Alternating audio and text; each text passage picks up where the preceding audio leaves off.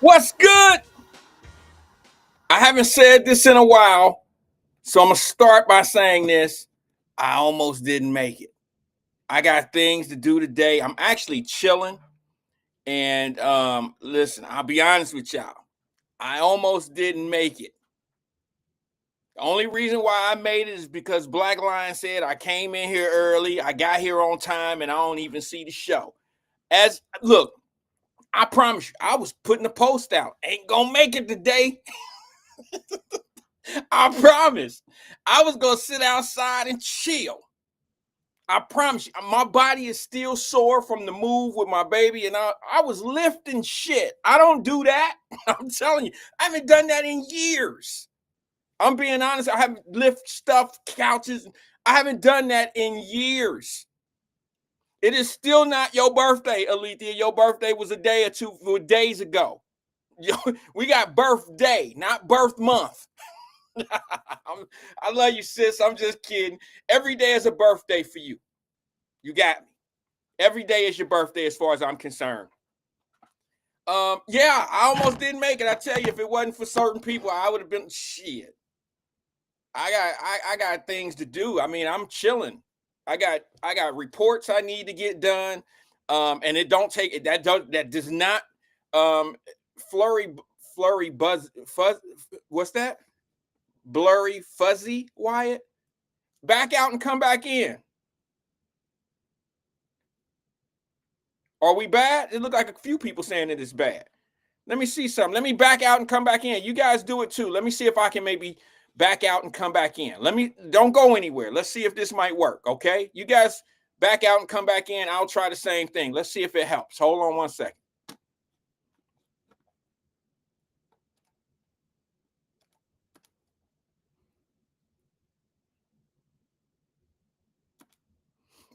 We'll get at a shot. Let me see something. It's on you. How you know it's on me? How you know that? Is everybody blurry?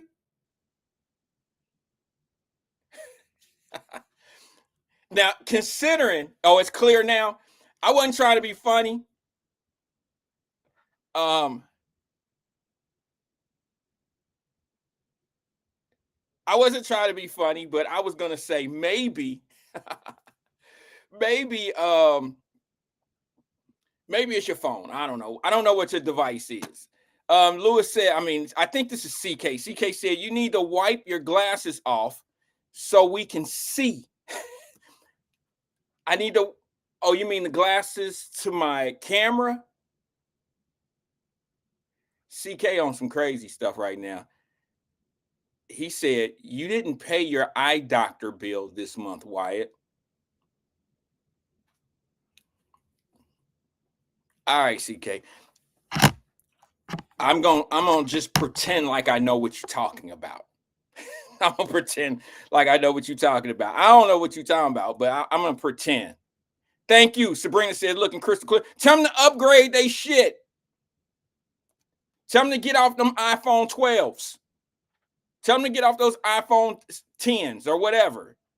Elevate. Get an iPhone, at least an iPhone 15. What are they up to? 16 now? You could probably get a great deal on a 15. Yeah, Linda said, don't answer this call. Maybe I'll consider that. Linda Reed, why don't you call in place of CK today? That would be something special to hear from you. To hear from you. Look, I'm gonna be honest with y'all. I don't have anything today. I don't have anything to talk about today. I mean, there's plenty to talk about, but I don't really have anything particular on my mind that you know that really is really getting me today. That's all. That's one of the reasons why I didn't really think I was going to come on. My Obama phone works fine. Wait a minute. Let me go back to a comment. Somebody said something. I think it was my boy Shaba. I think Shaba said something. Was ranting you out, rattling you out on where? I don't know what that means, Shaba. Talk about love. That's a great idea. You know, I'll lose a few today, sis, because love is truth. truth is love. I think we were talking about that earlier. I made one comment. I wasn't trying to debate it with anyone. In the Wyatt Live Messenger group, in the Wyatt Live Messenger group today, we were talking about love. It started out about love, okay? And some people, like, I'll let them speak for themselves if they want to call in. But someone made a serious confession today about how they made a huge mistake in who they chose for a father for their child. It was a female. And, I have mixed messages. I love people, but I don't like people that just kind of look at things from one point of view. Like, okay, maybe young lady, at this time she was a young lady, maybe young lady, you made a bad decision with the man that you picked, but I don't like to say it like this because I got love for people. But he could be saying the same thing. Like, I had a child with somebody that I ain't want to have no baby with. And it's forcing me, and I know this is going to sound dirty, and ladies ain't going to like this, but I remember Fame saying some things about ladies keeping men from the child. Now, I don't think that that's the higher percentage of situation. I think most times men tend to just not want to be bothered with certain situations. But this particular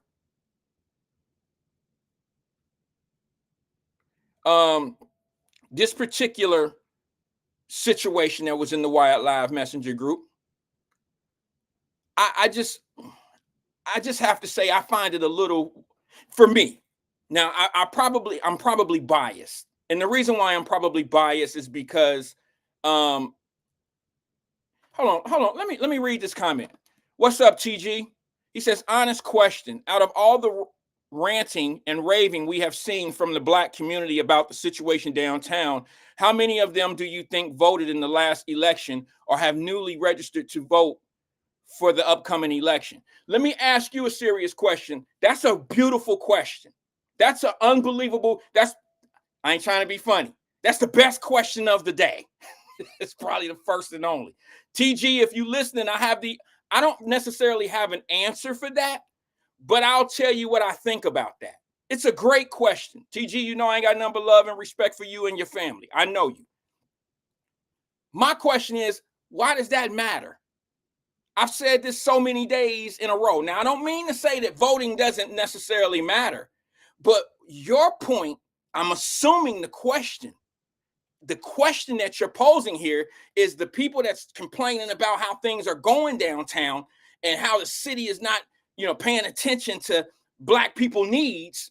You're talking as if it's about voting.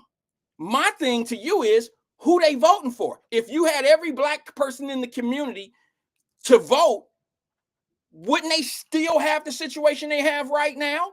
Because if I'm not mistaken, correct me if I'm wrong, TG, correct me if I'm wrong, brother, aren't the people that the Black community vote for in the city of Cincinnati, aren't they winning? Aren't they all in position? Isn't your mayor someone that the Black folks of the city voted for? Isn't your city council? Didn't they put all the people in charge in the city of Cincinnati? Don't you have a winning team? Why isn't that winning team satisfying you? So I heard some other people pose that same question, bro, on stage. And they're trying to promote voting and registration to the citizens of Cincinnati. Y'all won with who y'all brought out. The population of Black folks in the city of Cincinnati got it done. You got a new prosecutor. You got everything that y'all always ask for in that community. Why y'all talking about voter registration and all that shit now? I don't get it. Maybe you're talking about federal. Maybe. I'm a little confused, I'm not easily confused in situations. So this one here, I'm only confused, TG, because I don't know if you mean local elections, which play a huge part. For me, I believe they play they're more pivotal than national elections. They're all important. But why y'all talking about voter registration now? Because y'all not getting what you want out of this administration. I'm talking about local administration. That's all I'm asking. I posed that question yesterday, and it's been on my mind forever. Here's what's going on. And I'll say this, I really don't want to talk about the fight anymore because I classified it as a fight, okay? And one side lost badly. That's what I'm gonna say. See, TG, let me read his comment. He says, I'm speaking local, more like at this point of excuse me. Excuse me one second. TG, my screen moves when the comments, they don't move like on the screen that you can see, but they move on my screen fairly quickly because it's a smaller space. He said, I'm speaking local, more like at this point of infliction. Outside of voting, what else is necessary? You should be talking about boycott. I'm not talking about no boycott, bro. Why y'all want me to talk about boycott? Who you gonna boycott? You gonna boycott your own administration? It's your own folks in place that can make these decisions. You got a guy named, you got Scotty who's in charge of public safety on city council. He's standing in the line with the people he's standing right next to the people that he should be holding accountable being an elected official. It's his call. To be honest, say anything about it, bro. But the truth of the matter is, here's what happens. Would it satisfy everyone if they just arrest the Russian dude, which y'all call the white dude, for the slap? Would that just silence everything if they do that? I'm just curious to know. Is that the pacifier? Is that what you need? Is that going to make everything in our community seem right? That's going to make it right, right? That's what they calling for. That's what they call. Y'all calling for the one man to get arrested, right?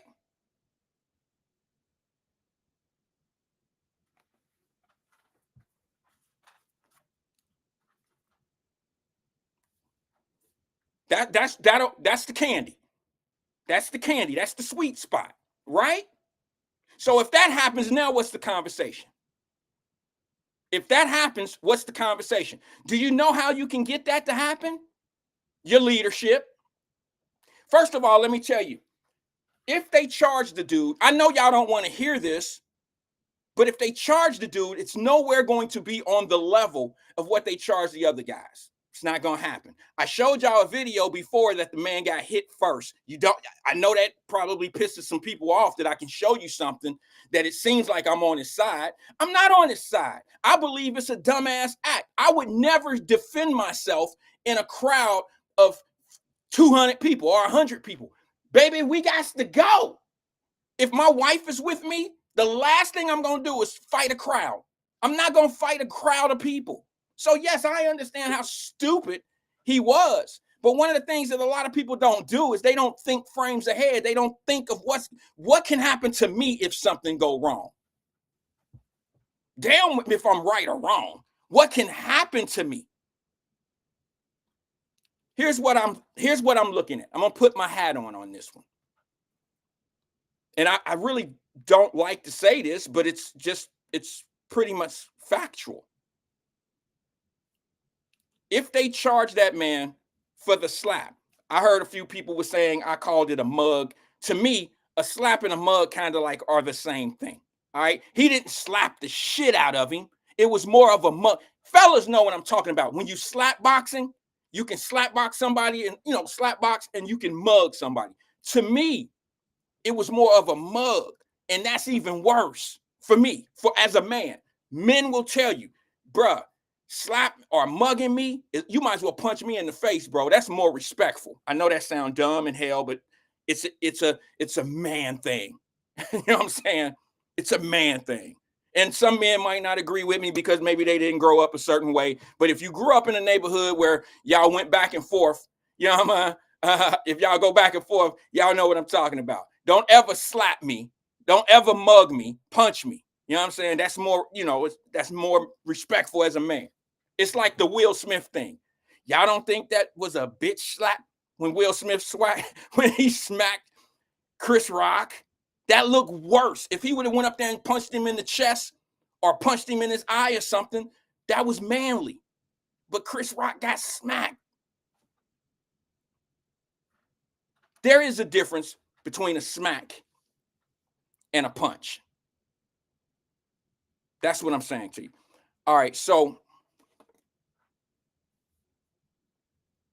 no, uh I'm not talking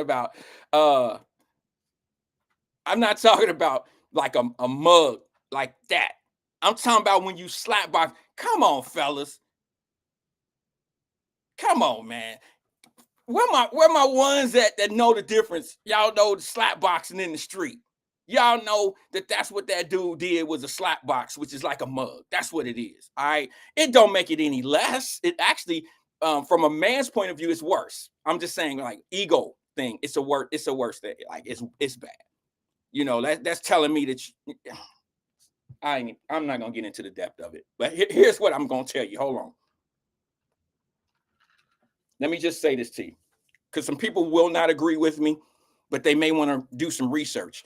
You may want to wait for one of the black attorneys that always call in on radio to clear some things up for you. Since y'all, I don't know where they've been. They missing in action. It's funny that when they got one, they come in, they zoom in, they talk about it, and they pick up a little bit. You know, they pick up a little recognition. I ain't heard, maybe because I don't listen, but I haven't heard anyone tag me or put me in the conversations where some legal people are coming in saying something that you always reach out to. I'm talking about your defense attorneys and the people that reach out on radio and stuff like that. I haven't heard anything from any of them, specifically black ones. I haven't heard. Now, that doesn't mean they haven't been there. You know what I'm saying? Doesn't mean it wasn't there. There you go. Ed said it was a soft tap, but very disrespectful. Exactly. It's more respectful to I know this is gonna sound dumb to some people. Punch me, bro. That's manly. Slapping me is disrespectful. Y'all know what I'm talking about. It's like shut your ass up. You know what I mean? Ugh. That's some any man to tell you. But I'm just saying. I'm waiting for some people to tell y'all what y'all don't want to hear. It's not that we want to say it. It's not that that's what we want it to be. But remember some time ago when this thing first started and I was kind of like hovering over the situation and I was like, wait a minute, let me tell you guys something. First of all, the video that we seen out to the public is probably not the video that's going to be seen. Some of it, partially of some of it will be, some of it would be seen in the court. But a lot of it will not be. They have other video.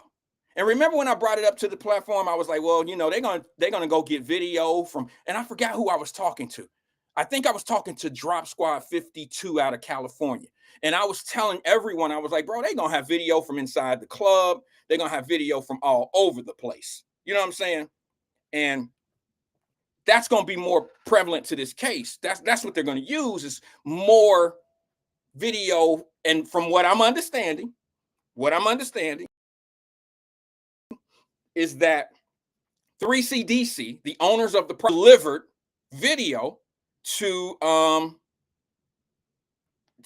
police department. So that's probably, remember I was telling you inside the building, all that is important, and Drop argued with me. Y'all know he gonna argue. We're gonna end up in the same place, but he's gonna argue. No, that's not important, Wyatt. That's not important. None of that matters. Do y'all remember that?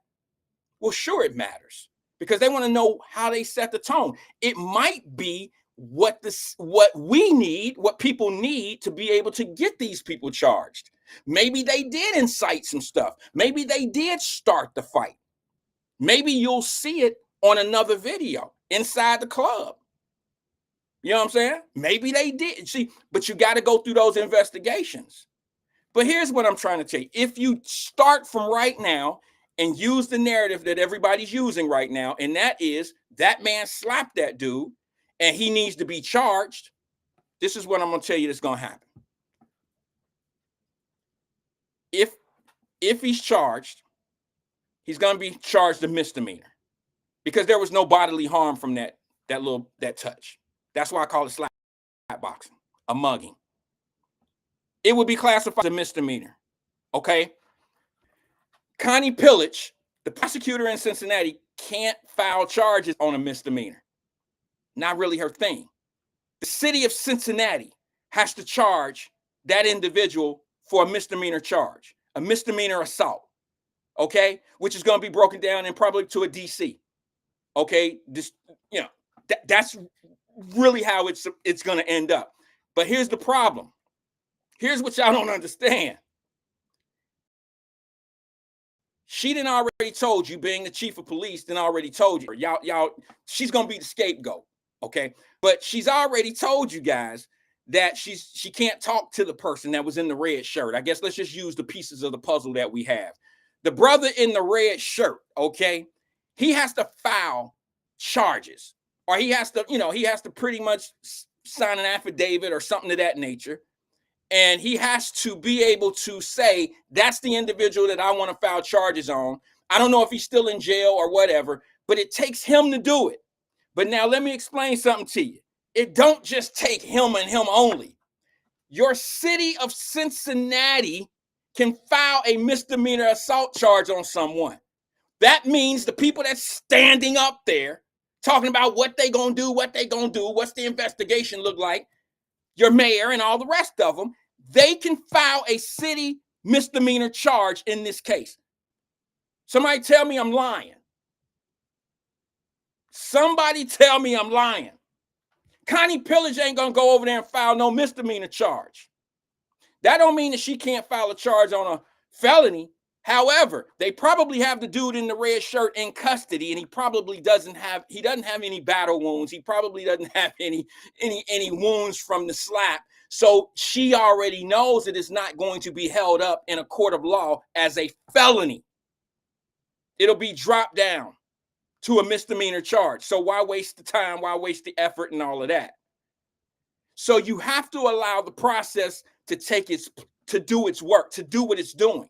However, if the city of Cincinnati wants to file a misdemeanor charge, they can. But just let the process do what it do.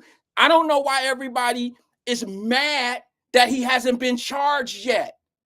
I don't get that. It seems like we want to be mad at something. I'm not saying that he shouldn't be charged. I'm not saying that at all. I'm saying, why are we so upset? And you have professionals. You have people that know the law. You have people that are standing there telling y'all what can happen and what should happen. But they're not. They're not even being. See, here's the problem that I have right now. This is what we were talking about in the Wyatt Live Messenger group. Honesty? No, I'm sorry. Love is truth. If you really love your people that you talk about, you would be honest and tell the truth. But some people are so fear of not being loved that dishonesty leads their way. It's more important to be in the loops and in the groups and not be thrown out and shung and all that. They would rather lie to you and leave you dangling with misinformation than to tell you the truth. That's where I'm at with it. This is why I don't like talking about it, because I got to say something bad about your heroes. I hate to say it. I guess I'm that guy now, but the truth of the matter is, and I hate to say this, but the city of Cincinnati could go down there and file. They don't need that dude. They could go down there and they can file charges. Unfortunately, you ain't gonna like the charge. It would be a misdemeanor assault that's going to be dropped down to a disturbing the peace, disorderly conduct. That's what it's going to be. So now let me ask you, are you angry? Are you okay? Out the starting gate, we're angry because they haven't charged the dude, right? So what's phase 2 of anger? They didn't charge him like they charged the other people. They're never going to do that. Remember when I told y'all a long time ago when this thing first started and I said it was a fight? And remember when I said this to you, I said, well, you got to understand, when the police showed up to the scene, everybody that they're calling a defendant now were gone. They had to go find all of them. They didn't stand there and plead a case out to the police, file charges against the other people. They didn't do that. They were considered defendants. All right? Because, and remember, the people that stayed are now victims. It's very hard. Now, this ain't nothing new. I said this a long time ago. I said it a few days ago. I said it's very hard to turn around and say, now this victim is now a defendant. Nobody wanted to hear that because you know me, I'm the guy that's on everybody else's side except ours. No, maybe I'm just a truth teller. Maybe I tell you something that you don't necessarily want to hear at times. And then what happens after some time go by? Then it comes out being the way that I told you. And nobody says, oh, Wyatt, you know what, man? I'm sorry I called y'all them names. I'm sorry I told you. I'm sorry I spread all that rumor stuff about you, man. That wasn't right. I'm sorry. Nobody ever does that. They just be like, oh shit, you know. And then they pick up where the new start point is. That's how it works. And I'm used to it by now. I've been here how long?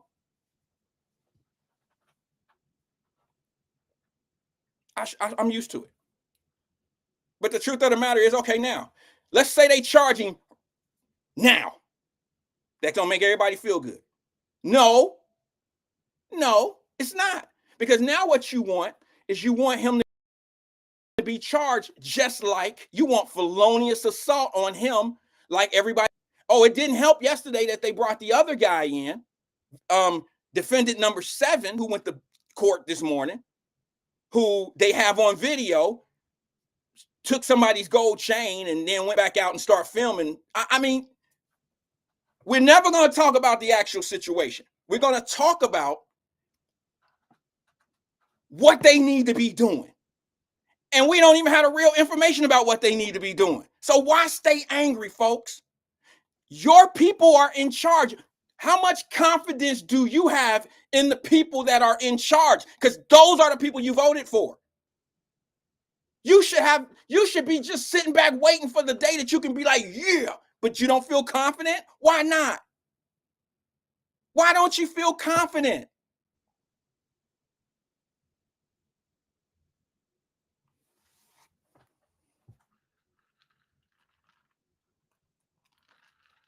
I need to know, when we talk about racists and all that, who the racist now? Is it, okay, because all the leaders that I see predominantly black. I see a few shot callers that are white. Are those your racist people? I doubt it. I seriously doubt it. I think that the people that they have in place pretty much have a real good idea who they dealing with. And I'm gonna tell y'all gonna put this. I hate to try. I don't want to curse. Y'all gonna put this on the police chief. And it's not, she gonna be the fall guy. She is that buff, but I'm sorry, she deserve it. Anybody that won't speak up and say the right thing and pacifying everybody, you're not strong enough for that position if you're not willing to step up and say, I will not be intimidated.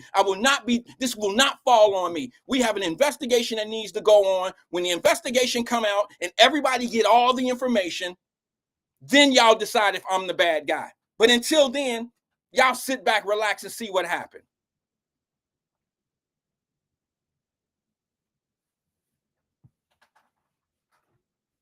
What's up, Corbett? I ain't seen you in a while, bro. He said, yes, the charges should be just as severe because the consequences of the actions impacted public safety that has been jeopardized. Sounds good.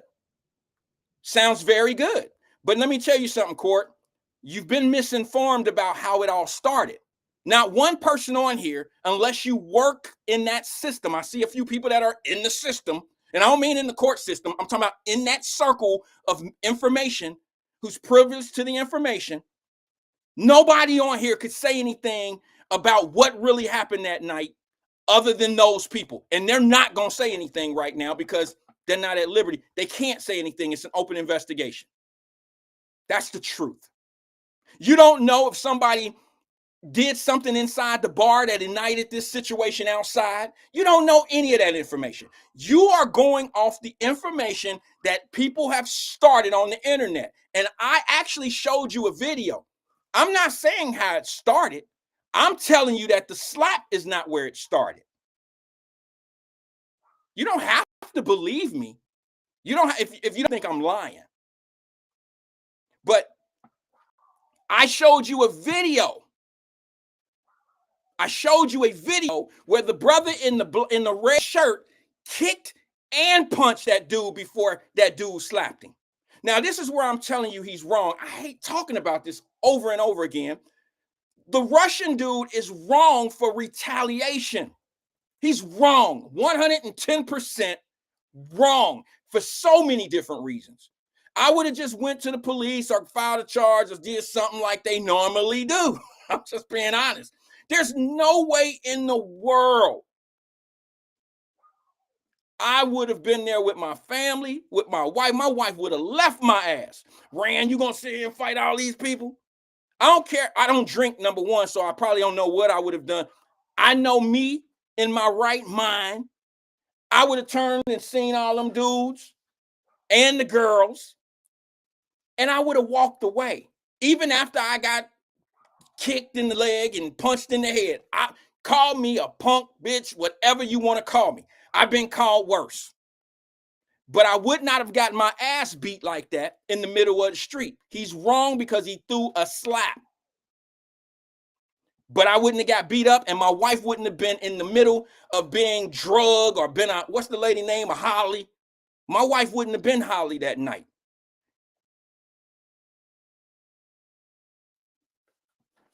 But what y'all looking for, I'm really disappointed, but it always proves my point to be right. It's all about leadership. It's all about leadership. And if your leadership ain't listen, I just, you know what? I can never hire someone in my organization that I can't trust.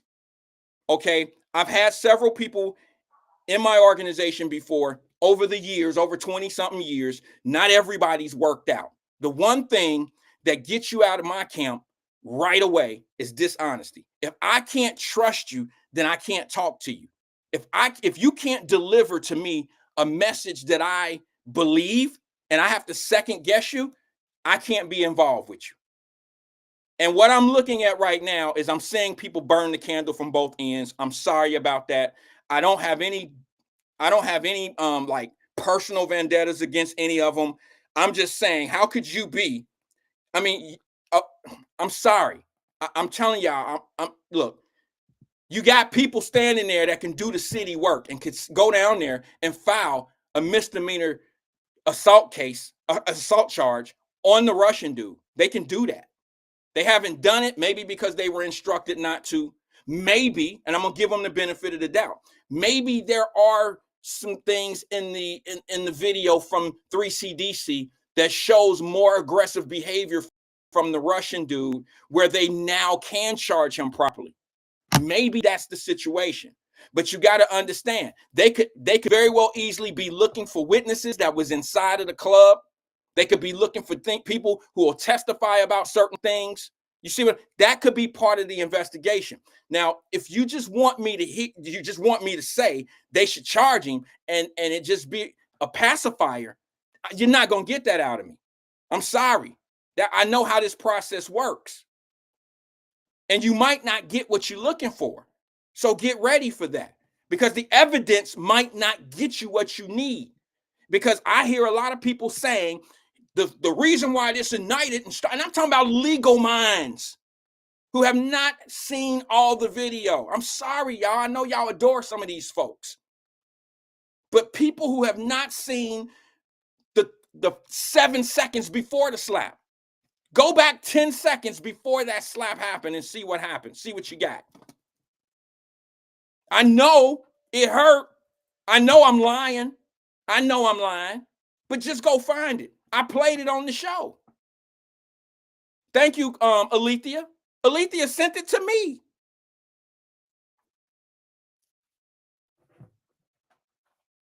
But now, if y'all want something to happen real fast and y'all ain't ready to turn up and do all of that, all you have to do is call City Hall and say, why hasn't the city filed charges on that man?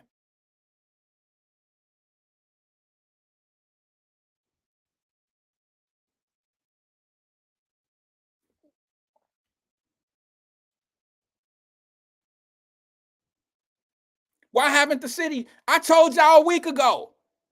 It don't take that young man in the red shirt to file charges. Not on no misdemeanor. The city, come on, man, stop. You know why? I can't, I'm assuming, and I don't like doing that. There's two reasons why they haven't. They're either looking for something bigger, much larger to stick, okay? Or they know what they're working with. They know that the man was wrong for retaliation. But generally, in this case, in the legal field, the person that hit back, and if there's no physical harm, they're not going to get the type of charge you're looking for.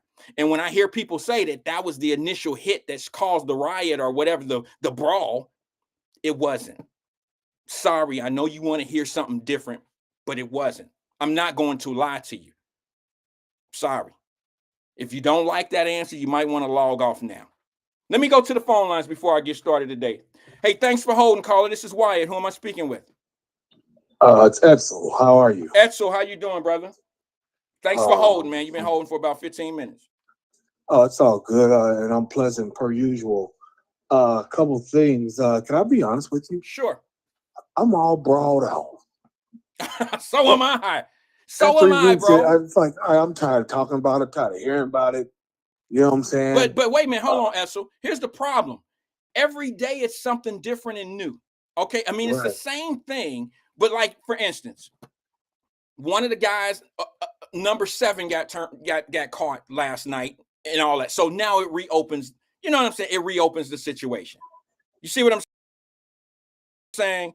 And then you goes and talking about the situations, and it's like I've never seen so much, so many people kind of like saying things that people want to hear.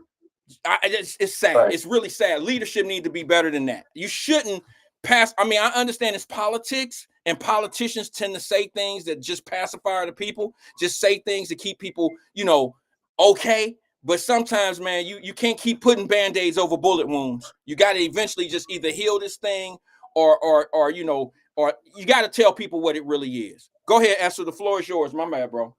Oh, no, you're all good. Yeah, and you'd be really upset. I just think there's just a lot of clamor to get one dude a misdemeanor charge that never results in imprisonment. There you go. That minor disorderly conduct, that type of thing, that never resorts in imprisonment. It's only 6 months, and Hamilton County has long decided that we got better, more worse criminals to lock up for 6 months than something like this. A misdemeanor. You're right. But one thing, can I say something about that real fast? I promise it's 10 seconds. Absolutely. The sad thing about that, you're right. You're on point. But the sad thing about that is, think of the people who were involved on the other end who were already on probation. Now they going to jail because they violated probation. Think about the ones that were out on bond already. Now they now they got higher bonds and probably gonna go to jail because they violated their bond. Nobody's talking about that. Everybody's talking about why the Russian dude didn't get charged. My thing is, if I'm on probation with 3 years on the shelf, why am I getting involved out in a bar fight? Why am I out in the middle of the street fighting people, kicking people in the head? Why am I involved in that? Exactly. And at the end of the day, I've said it a million times, I'll say it again today. If homeboy doesn't cold cock that woman, you're right. Sucker punches her, this been going away. It would have been went away. It went away that night, but the minute that video popped out of dude doing that, trust me, the people in charge, the police chief, the prosecutor, and whatnot. And I'm not saying they had a quorum or some type of illegal meeting or something, but they got together and knew exactly what they were going to do almost immediately. Well, let me say something about that. The only reason why, you're right on point, but the reason why they filed charges is because it was a felonious assault. Victim was harmed, passed out, has bruises, and something has done about it. It's just that obvious. It's that obvious. And Connie Pillage asked, the city of Cincinnati would have so much liability if charges weren't brought upon what happened to that lady. That's just the bottom line, whether we want to hear it or not. Right. But you're right, Fame, because if the dudes would have just took that beat down, it would have just been a fight like what we were talking about. And here's the thing. If you watch the video, the body cam of police, the guy just wanted his glasses. And he was like, I don't want no EMT. I don't want the fire department. I don't want rescue. I don't want nothing, man. We don't even want to file. We don't even want to do a report. Did you all hear that? They didn't even want to write a report, including the Russian was trying to talk everybody out of doing the report. Did y'all see I that? didn't get that deep into it. Just like I said, after about the first weekend and a half, I had enough. Just kind of tuned it out. So any of the latest, like it's the last week and a half, I'm not aware of. I just know that there's still people trying to wonder why homeboy ain't been arrested and this, that, and the other. And I've heard that stuff about how you got to file it, or the state could have picked it up. It's just too much for me. Well, too much sensitive reaction. Hold on now. Let's just say, let's be honest. When you have people gathering in the city, when you have leaders now forming their groups to go down and protest, not leaders. That's the Black Boule. Well, you know what they are. Okay. The Black Boule. Okay, but when now they're keeping it lit, because, and here's the sad thing. They have to know that there was video. They know that information. They got it. I'm not saying that the man shouldn't get charged, but that's not the point that he gets charged. Do you understand what I'm saying to you, Fame? Yeah. They have video showing that what started this thing and how it started. And if you really want to charge him with anything, it's a misdemeanor. It's going to be a DC charge. You already know. You can charge him an assault just to make everybody feel good, but they're not going to do that because they know it's wrong. Right. And then also you were talking about, I love what you had said about, as opposed to slapping me, punch me, because it's more, slapping is so disrespectful. It is, bro. Like, I mean, let's be honest. That's what you do to somebody who is clearly physically lesser than you. Yeah. You know what I'm saying? And it plays the psyche on you, don't it? You slap your kids in the mouth. Yeah. That type of thing. So yeah, I totally agree with that part of it. Because I caught in at the end. I tuned in at the end when you had said something about there was some discussion in your group that Fame had or whatever. Yeah, and I just want to remind everybody that that's what you get. That's why I mean by y'all don't do conversations without even being around. My spirit goes in the car with you. My spirit is in the car with you right now as you drive into your next stop today. You're going to see, you're going to work or lunch or whatever. I'm in the car with you all because you are immersed. Oh, that's it? You piecing this out like that? Okay. Oh, boy. Okay. I mean, I guess we don't deserve fame. All right. We don't deserve fame. Can we just move along? I'm just curious. Can we move along? And the only reason why I say that is because it's going to be what it's going to be. And y'all not going to like the outcome. I promise you, you're not going to like it. It's taking too long. It's taking too long. I'm going to bet my money. I'm going to put my money on people are going to be disappointed. Not because I want you to be. It's because when you ever dealt with somebody, as a parent, we all have done these little things. We call them little bitty white lies. I hate when people call it that. You know what I mean? Like white lies, like white is better or better. But a little small, minute lie. Have you ever lied to a kid, to your child? No, you can't have that. Maybe later. Say something like that, and then later come, and now you regret that you said later. You knew deep down in your mind, like they're never going to get that, but maybe later. That's just to pacify, just to make them feel good or feel better or whatever. And later comes, and then later comes again, and you have to keep on making up stuff, or you have to keep trying to avoid what you told them they might be able to have. That's where you are right now when people when people are not honest with you out the gate. When they don't tell you. Now, a day, 24 hours, 48 hours, something of that nature, you could probably buy, well, the investigation is going on, blah, blah, blah. But after a certain point, you have to feel like you're being strung along, just like that child, maybe later, maybe later. And when they don't charge this person like you think they are, it's going to be way different than it actually should. And if they would have said if they would have told the truth by now, I'm not saying that same day or 48 hours. If they would have told the truth of how what they're the possibilities, you would be able to take the outcome a little bit better. But now you got people forming, Voltroning and all this, forming all these groups, dusting off some of these people that's been on the shelf for so long about protesting and shit. Now that they all starting to form up again, now you looking for something that is probably it's not. And the sad thing is you got leaders. You have leaders that know how the process works. You have leaders in position that know that the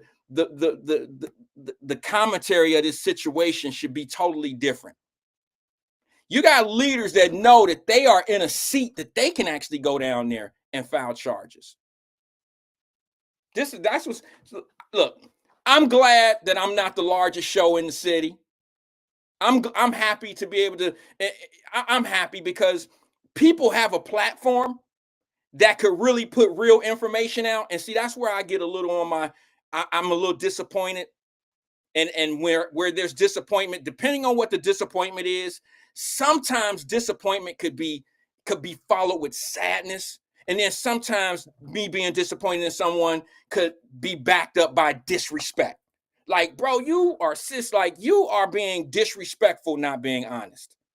Or it's sad that you don't know the real information, so you probably can't tell the truth or can't be honest with people because you don't know the real information. But I would feel like if I had the platform size as some people, I would have to be, and I probably would never be as popular because, like we said in the Wyatt Live Messenger group, fam, this morning, the truth is not popular. And people was like, well, where is love? Love is gone. We don't have love anymore in this world. And I said, because people really want to be lied to. And disinformation, misinformation, and lying is not showing love. You know what I'm saying? There's no love in lying to someone, even if you don't want to hurt their feelings. I would rather have, like, some of my buddies I grew up with, you know what I'm saying? Like, they would be honest with me, brutally honest, bro. Look, don't F with him, bro. He gonna knock your head off. Nah, I got him. Well, listen, let me tell you something, Lil Ram. You on your own on this one. You can fight him if you want to. Now, I ain't gonna let him drag you, but you on your own. I ain't gonna jump in. You ain't gonna get jumped. See, they were being brutally honest. They knew what I could handle and what I couldn't handle, what I could handle and what I couldn't handle. You feel me? They know. Some, go ahead, man. I got you back. I got you back. It's just like in the game. It's just like the streets. There ain't no love in the streets. They snitching on one another.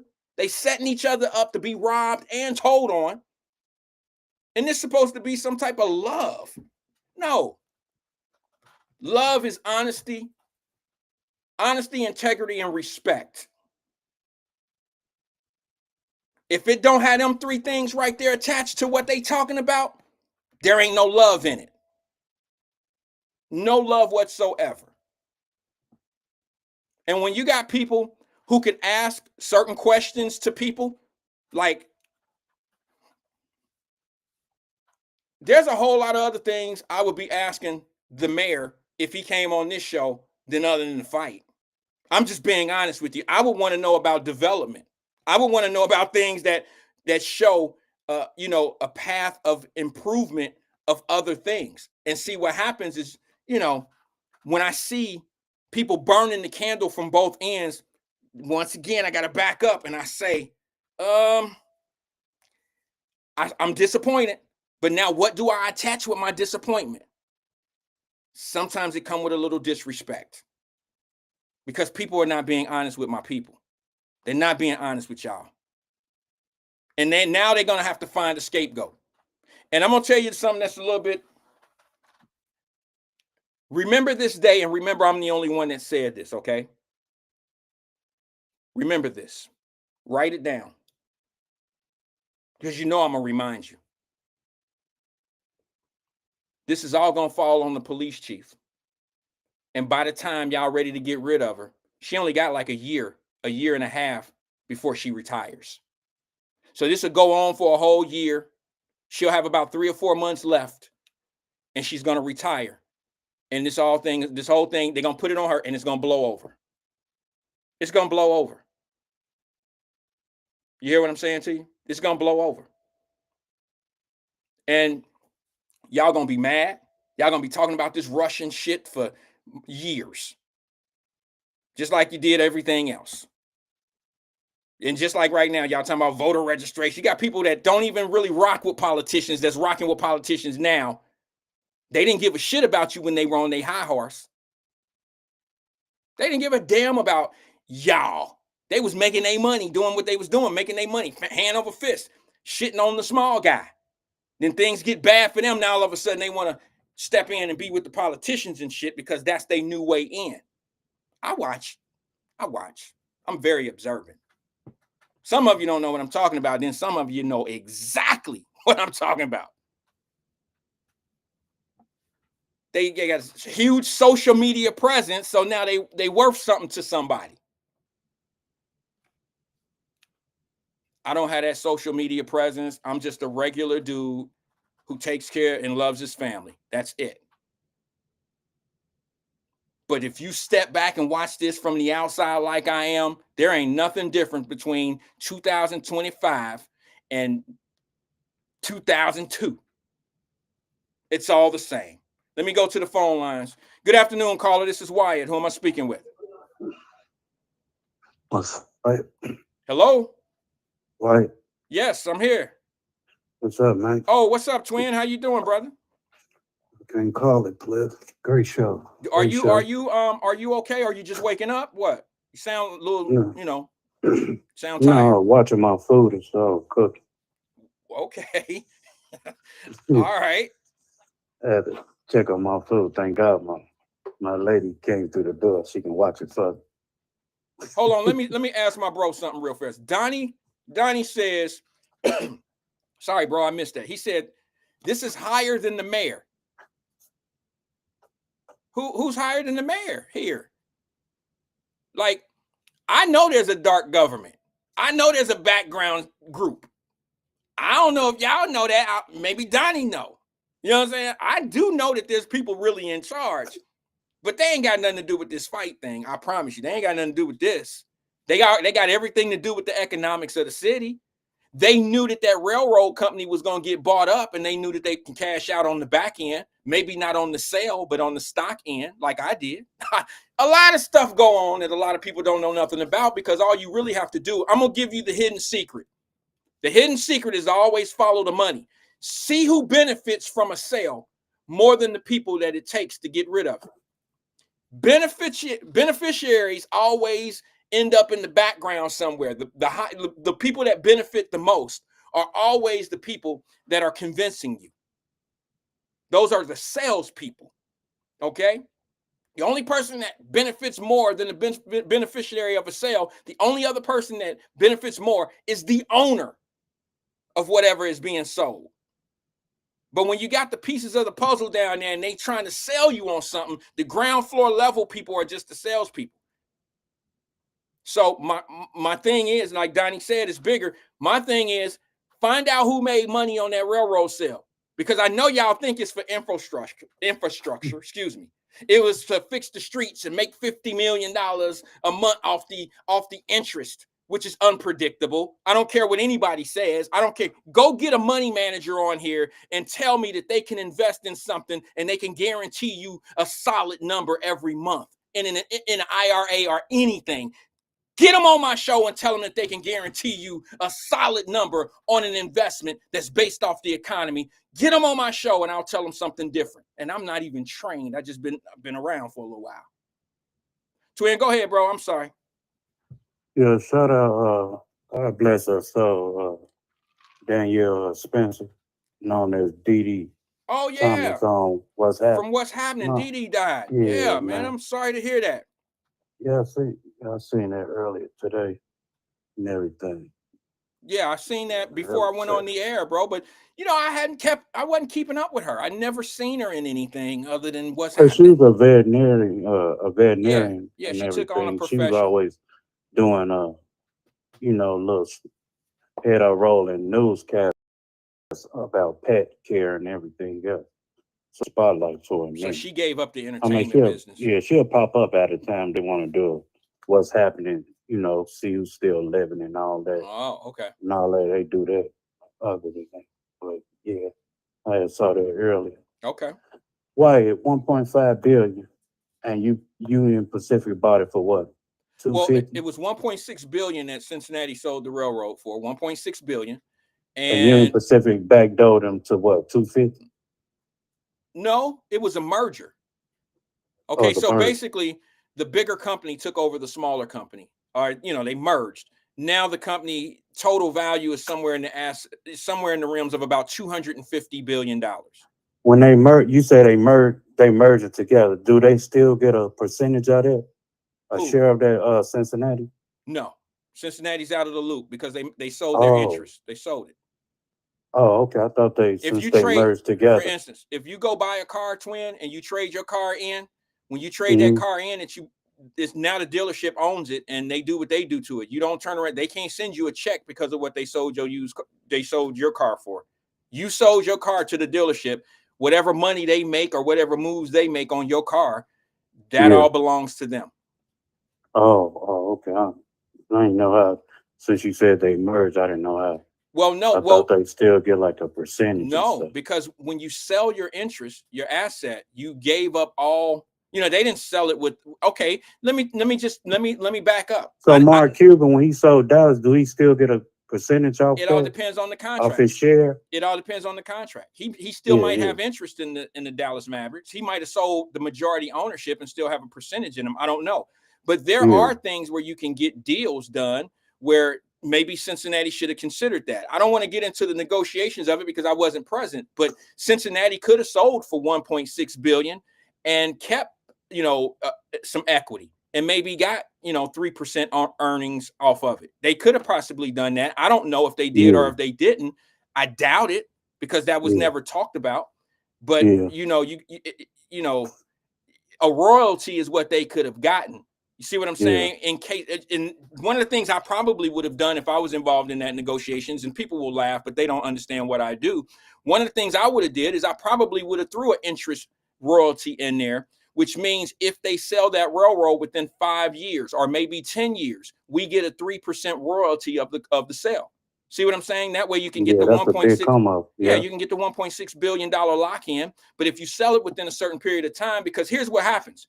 It could have been that another company possibly wanted to buy that railroad from the city of Cincinnati. Just like the other company merged, that company could have Hmm. came with a bigger deal versus Southern. Okay. So maybe they blocked that deal. So if they put something in place to block that deal, I need a royalty in my contract because you stopped a bigger deal from me. You see what I'm saying? But now, Yeah. if you take that deal from them and you merge with them, now I want a royalty on that sale or in that merger. That's a Oh, possibility. because I saw Charlie looking. He must looked at the playbook like, hell no, ain't no way. He backed out of it. And he's part of the what they call it, conflict of interest committee. Who? And Who he did you say? Charlie looking, y'all old mayor Well, of Cincinnati. I, He knew it and saw the playbook like, hell no, this ain't right. He backed off. Like I'm out. And he knew it was probably some BS in the game. well, I don't Stuff. know. You might want to see if those guys had interest in the other company that bought Southern. They see that was the smoke screen. That was the smoke screen, is to buy into the other company, have interest in the other company, and you don't even look for that company to come. You understand? The other company is Yeah, Union Pacific. If I had interest in Union Pacific and I know that a merger is going to come if we get that property from Cincinnati, then I'm going to win on the back end. You see what I'm saying? yeah, yeah, Or I could have interest in Southern and I know that this is going to happen and it's going to now make that 25 like I did. I made 25% premium right off the back as soon as it sold. When that merger happened, it went up 25% right away. Yeah, I'm glad football season around the corner, man. We can talk about football Okay, yeah, and I love everything, football. man. But let this little puppet show go, man, because this all ain't nothing but a puppet show. As I look at it every day and listen to it, it I'm ain't with but a you. publish. Everybody playing the game, and when I heard today on the Lincoln Ware show, and I'm gonna get at Unc because he tried to play Unc like a hoe. Who? So Unc said something about the white Russian. He had to look like, hey, let me clarify that real quick. He's not this, he's not this, he's not that, and all that. I'm like, damn, Unc, he kind of checking you on the low. You ain't even catching the fade yet. But man, it ain't nothing but a mess. If they look at it, they got 7 people now, White. Mm-hmm. If they look at it, man, if you look, just a petty misdemeanor, and it's just a waste of paperwork. Only thing they looking for was the main point, like Fame say, was the hit, the Mm-hmm. smack, her black eye. That's the only thing they really looking for. You niggas going down. That's how they look at it. You going down. She out her chief. I didn't know she on her way out the door. Another year or so, you say she out the door, Yeah. and all that. Only thing I can say is Cincinnati want to be, great or whatever, and keep the ball rolling. Just pray for Harris, man. Because let me tell you something. The FOP, they a gang, man. They gangster. And when they start hollering and that 8 ball start rolling, they go get what they want. You cannot gangstify no damn police, man. I don't care what you say. They biggest game in all game. You cannot run over no police. When they want something happen and want something done, they go run through whoever. And they go get your ass up through. They don't care if you the mayor, the chief, whatever. If they want something done, they go get you through, man. And you Well, interfering with that, I hate to say it, you interfere with police business. Hey, you in our business. Hey, go take that somewhere else. Let us do our job. And they well, feel they ain't doing y'all job, and y'all calling for us, defund the police or refund the police, whatever it is, and all that. Hey, you in our business. Hey, hold on. Let us do us. Hey, you do you. Let us do us for a minute. But anytime you interfere with their business and stuff, why it's a problem. I don't care what you say. They the biggest gang in the world, man. You cannot mess with police business, man, when they trying to handle business and stuff. You interfere with, come on. You keep that over there. Let us handle this and stuff. And people don't look at it like this. Well, she's a good commander. I understand all that. I got respect and love for her. At the same damn time, you crossing that line of their business, damn it. You better wake up who you fucking with. That chief and all, that mayor and all that, he better get his act together. Because you gonna need us before we need you, nigga. You need our votes and everything to make it pass. This the damn definition of make a happy 4 years and see you in the next 4 years. And y'all got all the people in place and stuff y'all was crying about, like you said, and this the thanks we get. People don't understand that. well. They want to This. ha, Hold on. throw this in your face and all. Let me. No, Wyatt. No, no, I'm no, bro. just You speaking and saying? looking outside the window. I know, bro, Peep but it, man. I just need to give you. I just need to give you something on what you're saying. I don't. Go ahead, You don't player. hear me Go ahead, saying you're player. wrong. I'm just saying something. This is what happens, twin, when you mislead people, and you want and the people have set the narrative. Not one leader came out and said anything about that man getting slapped. And Hondo. that was the initiated, contact that caused all these problems. No leader said that until the public was talking like that. Okay. Exactly. If they really felt that way, they would do a thorough look. I can't imagine if I'm a leader, twin, if I'm a leader in Cincinnati, okay, and something like this happens, I am not going on the record and saying anything until I have done my due diligence. I am not going Right. to go out there and take nobody's side unless I am one of those parents that's like, maybe later, baby, maybe later. I'm just pacifying the people, and then I'm going to step with the people. But I just don't have to see that. There's a level of disrespect that comes from me when I see people do that. All right. And when I see people not tell the truth about something because it'll hurt people, or they gonna call you names. Like if Scotty was to say something about what's really going on here, y'all would be exiling Scotty. Or he a coon. We should have never voted for him. See, Scotty is playing politics right now. Scotty know what it really is. He was a police officer for 20 plus years, 30 years or Of course, whatever. man. He know what it is, bro. He is in charge of the public safety in Cincinnati. He has the relationship with the city manager, the city police chief, and the prosecutor. He has open door relationships with them. He What you has the say his information. position is again? He So the orders can know. well, he is on city council. Okay, we know Oh, that. I know. What's the other one? His other position? Well, he's the head of the public safety or whatever they call Public it now. safety. What is public safety? Well, I mean, it's, you know, dealing with the police, For the safety people, of the right? people, right? The community and all that, right? Right. I So mean, if you're engaging with the public safety, you got the city man and city manager. What the hell is the problem? Well, I They think know what's the problem, like just like you just said. That's your fucking answer right there, player. I mean, Check it out, Charlie. Man, they all playing game. You just gave everybody the answer. You damn public safety. You got the mayor and city manager. They all engage in one. Hey man, what we need to come up with? They know the damn solution to this problem, Wyatt. all I can tell you is playing this, it bro. like a motherfucking radio. All I can tell you is this, twin. Just the tune. If there was different people in office, it would be a whole different conversation right now. They would not be, they would be farming Vortron in the streets and wanting to protest and all that, and they would be calling out names. They would be calling out names of the people who are responsible. Do you understand what I'm saying to you, bro? Yeah, they would be man. calling out the name of the prosecutor. They would be calling out the name of the mayor. And they'd be calling out names of people that they feel like could make a situation happen right now. I'm going to give people the benefit of the doubt because they put a time limit on this. And look, I told my wife the other day, y'all, I promise you, this is what I told my wife. I said, I'm starting to really get with the community on this, even though I know how this process works. And I know that they're doing what they're doing. And I have a gut feeling that the people aren't going to like the outcome of how this is going to be dealt with. I still think it's, and I told my wife, I said, babe, this is being handled wrong. They are just stringing the people along when they should really give them the information. They should have gave the information a week ago. They should have been able to come out and say, meanwhile, what they're doing is they're still arresting the defendants, and it's not getting better for the situation. It's stringing them along. Maybe later, baby. Maybe later, baby. Maybe later, baby. And later is continuously coming building up blood pressure, man. That all I'm. And now what it's going to do is when they end up doing something different than the people really expect or look for. Now all the working in the streets and walking and protesting and all of that is going to come up, and it's not really necessary because, to be honest with you, bro, if I voted for the prosecutor and the prosecutor was doing wrong and not doing the things that I wanted, then I would probably, that would be my issue. But here's what really needs to be looked at, and a lot of people aren't looking at this. This is what happens. These are the situations that lead up to when you letting people out on the streets that have no business on the street. If you don't believe me, if you want to be mad at me, fine.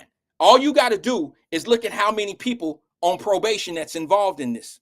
Probation means you get in trouble. You doing shit out here. All right? Just look. The guy that they just brought in, man, I don't know him and all that. But why are we, look, bro, if I'm on probation, man, I ain't even going downtown. I'm not even going to get involved with nothing. You out here snatching gold chains and then filming the situation. And you on probation. You on parole. Bro, why? So why is the seventh person? Is that the one that stole a wallet? I mean, a phone and a wallet, whatever? Well, no. What happened is this. And here's the thing about the wallet. What happened with the wallet was the one old guy who was like 62 thought somebody took his wallet. On one of the videos, you could see somebody go in his back pocket. That's what I thought. They didn't get it. So he thought dude had his wallet. So he running around talking about my wallet, my wallet. That's all misunderstanding, okay? You can't get in trouble for stealing somebody's wallet and it's in your back pocket, bro. You tripping. You see what I'm saying? You can't charge. That's why nobody got charged with a robbery. See what I'm saying? So when you watch the video, you can hear him say, I thought somebody took my wallet, but I have it. I don't even want to. These are people who said they didn't even want to press no charges. They didn't want police. They didn't want. They don't want to press charges. Throw the case away. They didn't, bro. They did not want to. I'm not on nobody's side. Bro. It is on the body cam. It is on the police body cam. Have you seen that? The only reason I'm with Fame on this, the only reason this is where it is today is because that lady got hit the way she got hit and was Yeah. laid out. She caught that fade. That's the only reason why we where we are right now. That Yeah. same fight that we seen amongst men is the same shit that go on downtown quite often. And dude was bloody white. Them kids, all white kids the other day, last week before, dude came out bloody. She said, "You straight?" Oh, girl, the camera filmed like, "You straight?" Dude was like, "Yeah, I'm straight." And the police was there, white. I know. Man, one of them Yankees went to jail, man. Well, that happens downtown a lot, though. I hate to tell you, I see I'll combative. be down there, but that right there, that was the same situation. Well, not really. And the police present though. But it wasn't really the same. See, all fights aren't the same. I know people want to think that, but it's not. When you have mutual combative, a fight is a fight. You get black out, you get black out. You get a head bust, you get your head bust. Twin, let me just say this: if you and let me just say this between you and I. If you and I get into it, if you say something crazy to me right now, I say something back crazy to you right now, and we say, all right, well, meet me down at Taft. Meet me down at Taft, and we're gonna fight on the 50-yard line. We have a mutual combat. We have a mutual combat understanding, right? So we're gonna go down on Taft. We're gonna fight in the middle. Now, if I get the best of you, are you gonna file charges on me? No. If you get the best of me, I ain't filing charges on you. So if we have a mutual combat situation and we fight, I'm not gonna file no police report on you. You're not gonna file a police report on me. Those people downtown filed a police report. You see the difference? Yeah. So they became victims. You and I fighting on the 50-yard line, there's no victim. Even the person that get knocked out. When I knock your ass out, we were gonna have that fight for charity. Yeah, when I knock your ass out, that's not gonna be. All right, we were gonna have that fight for charity. I'm just playing, but I'm being honest, bro. If they have to pick me up, no, I'm gonna put me on my back. If they have to pick me up off the ground, bro, okay, because you knocked me out. Look, I'm not gonna wake up and be wanting to file charges on you, bro. But now let's just say, for instance, they say, well, Mr. Wyatt, Twin actually whooped your ass so bad that this is a felonious assault because you have wounds, you have obvious, wounds on your body. You see what I'm saying? What you're saying. Now they could say, well, we're gonna the city of Cincinnati, we're gonna prosecute him for doing that to you. And I could be like, oh no, man, I ain't, because you took it to a felony level. If you only slap me and I fell and I broke down, did some old little shit, then they would say, hey, do you want to charge? And I'd be like, no. They're gonna walk away. They're gonna give you a ticket for disorderly conduct for us being down there doing what we did. Yeah. Do you understand? That's what they go do. That's how they go do. It's a waste of paperwork. So now let me ask you, Twin. Let me ask you, would you be satisfied, or do you think the people will be satisfied if they charge the Russian for the slap and he gets a misdemeanor charge? No, I wouldn't be satisfied. Okay, so why are we mad? He's not getting no felonious assault. He's not going to get inciting a riot. You're not getting that. You getting a slap on the wrist. Well, that's what they go give him. That's why they looking at it, man. Let's cover all bases. What you just said, you're right. Let's cover all bases. Go ahead. When you have people saying, well, you charge the black folks for inciting a riot. Well, it would work if the Russian dude actually made the first encounter, first contact. It might work because what he did forced a riot, but he didn't throw the first punch. He was reacting from being kicked and hit in the head, punched in the head. Do you understand what I'm saying? And he went after the guy, kept moving forward after the guy that did it to him. And it was the dude in a red shirt. I call it a mug. When he slapped him or whatever, that's when the dude from the side who had nothing to do with the fight punched dude, stole dude.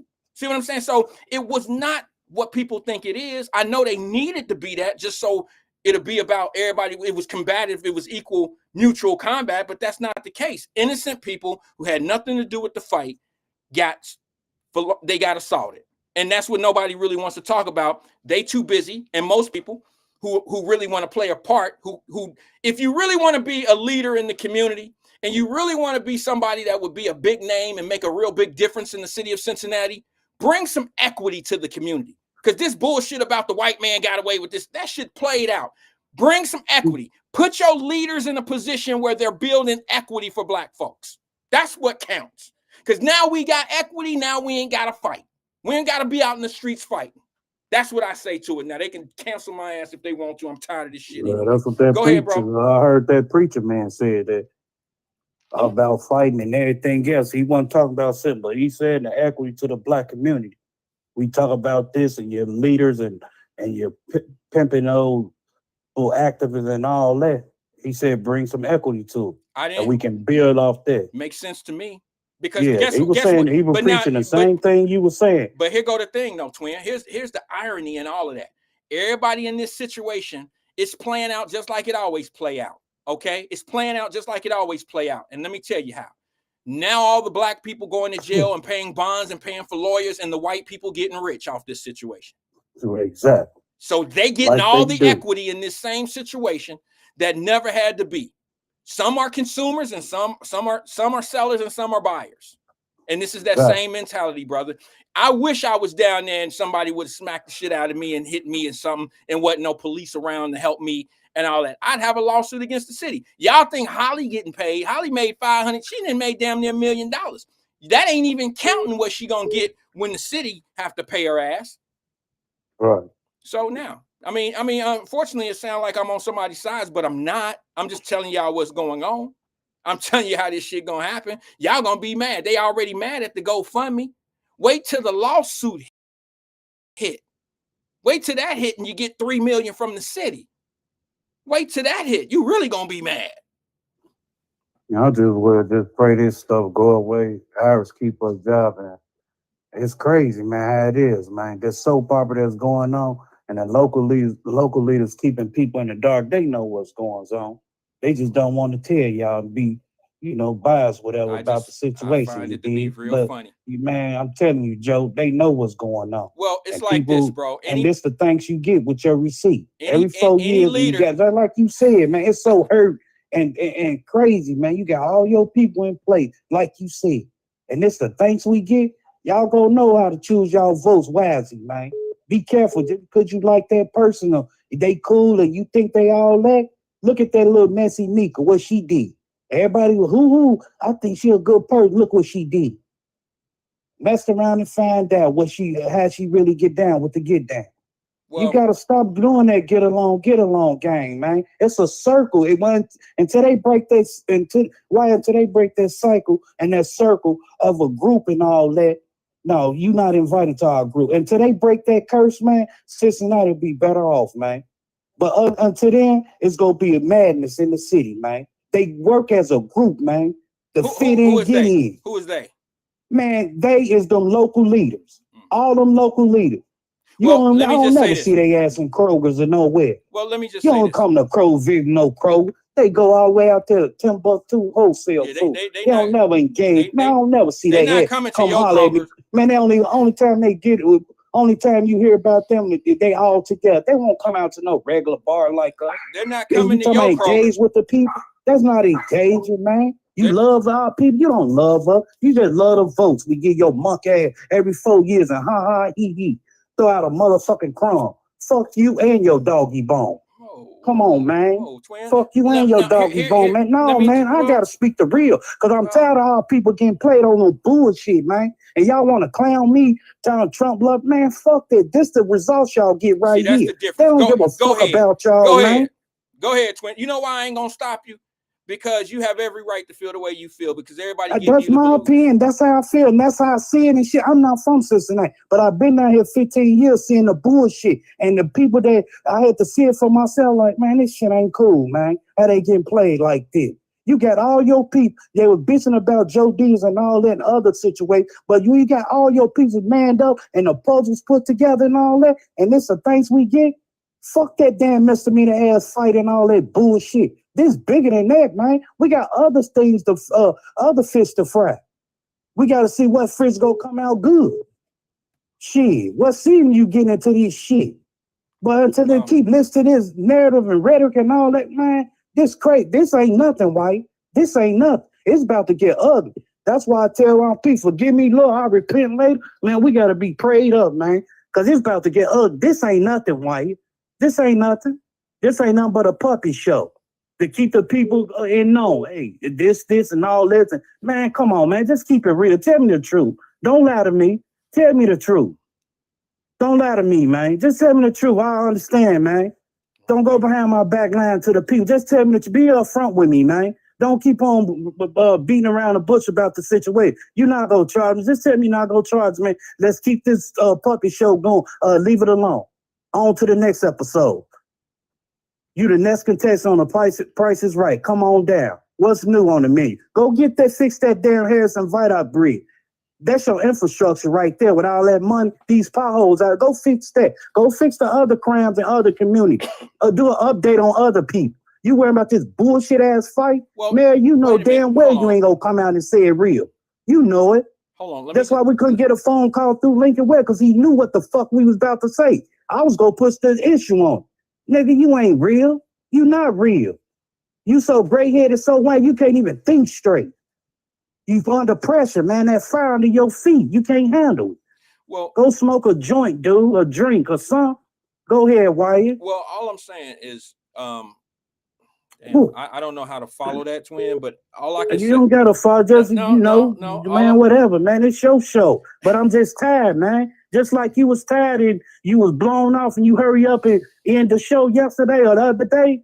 Well, I feel your pain, I was whatever. running out of time. Because this shit is sickening, man. Yeah, it is, bro. Fucking sickening, man. You get tired. We can't even really talk about, but we gotta stay, in the know. Here's what I'll say. And engage with what you're talking about. Hold on, damn it. Let me just say this. If I see a leader protesting, damn, Joe. Hold on, twin. I'm not mad at you, bro. I'm trying to just bring you down a little bit. No, just bring tears to my ass. Why you just don't know? Okay. This shit. Don't cry. I'm just saying, look, if I see a leader outside protesting and I know that they are a decision maker and I know that they can do something other than be a protester, I'm saying this with a straight face. If I see a leader, community leader, who is in a position to really make an impact on this situation, like could change the way you feel and the way you think about this situation right now, such as going down and filing charges on somebody. If I see them out protesting, that would be the same thing as me owning a chicken spot with fried chicken and wings and tater tots and standing outside my own business protesting because the owner don't cook his chicken all the way through, or he is a ripoff, or he never keeps, he like they're not doing us right. Protesting in a position that you have power is a double, game me like that. I'm sorry if y'all falling for the banana in the tailpipe, but you can't do me like that and I not say nothing, because see, that's that level of, okay, I have a little sympathy, but then, now that disrespect, you're really disrespectful by trying to pass that bullshit off on, now you sticking with the people, power to the people, but you can make more of a difference. You know that you can pivotal and that you can get the right answers and that you sit in that room with those folks that make those decisions. You know you can do that. Do you understand what I'm saying? And my thing is, I didn't heard some people. Now I'll be honest. There are some people that's really shooting it straight. They not as aggressive. They not really saying it like I may have said it, like I might want to say it or whatever. But there are some people that are no. There are some people that's like, whoa. Those people right there standing with the people. I mean, you're an elected official. You have a more pivotal. You have a spot that can make more of a difference. You don't have to wait for the information. You could be in the loop of the information. Exactly. I'm not saying that might not be all the way accurate. And what I mean is when you're in a, like, for instance, you can't tell me that the mayor of Cincinnati does not have an idea of what direction this investigation is going in. This is the biggest thing that happened in your city, and it is national news. You can't tell me that he can't get on the phone hour on top of hour and say, where we at with this? They work for him. Who can't call their boss? And if you somebody's supervisor at your job and you can't call your employee and say, where we at? How them cookies turning out? If Tanika hires me at her bakery and I'm the guy working the kitchen, she should be able to call me at any time and say how them 15 cakes turning out. Where we at with that?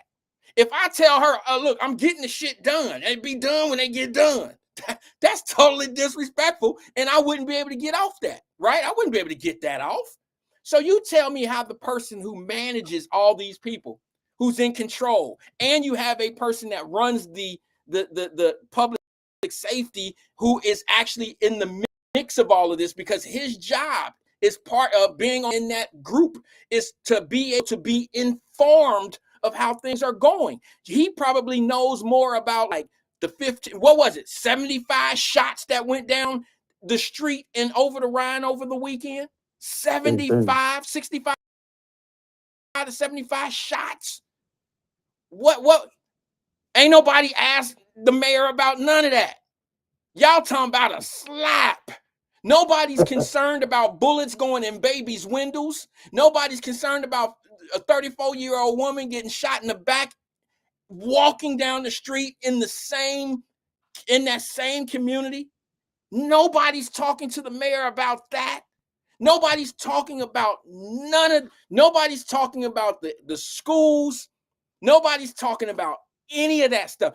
I got something I want to just put on take it off my heart and put it out here on the show. Do you know, as long as we have these horrible schools, that you're going to have horrible people on the streets? That's where it all starts. That is where it starts.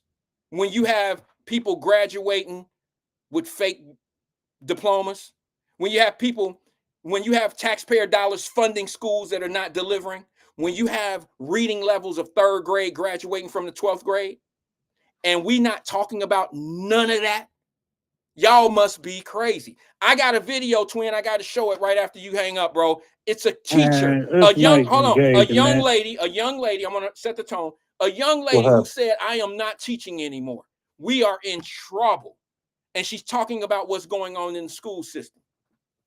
And as long as we keep having these raggedy ass schools, we're going to have 14 and 15-year-olds out here shooting out here in the street. They mamas and they daddies going to be downtown at the banks or a jazz festival or down at these clubs fighting in the middle of the street.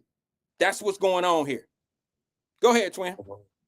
That's all I got to say, man. I'm going to keep listening, man. Okay, brother. Pray for, man. I appreciate you engaging. Everybody, man.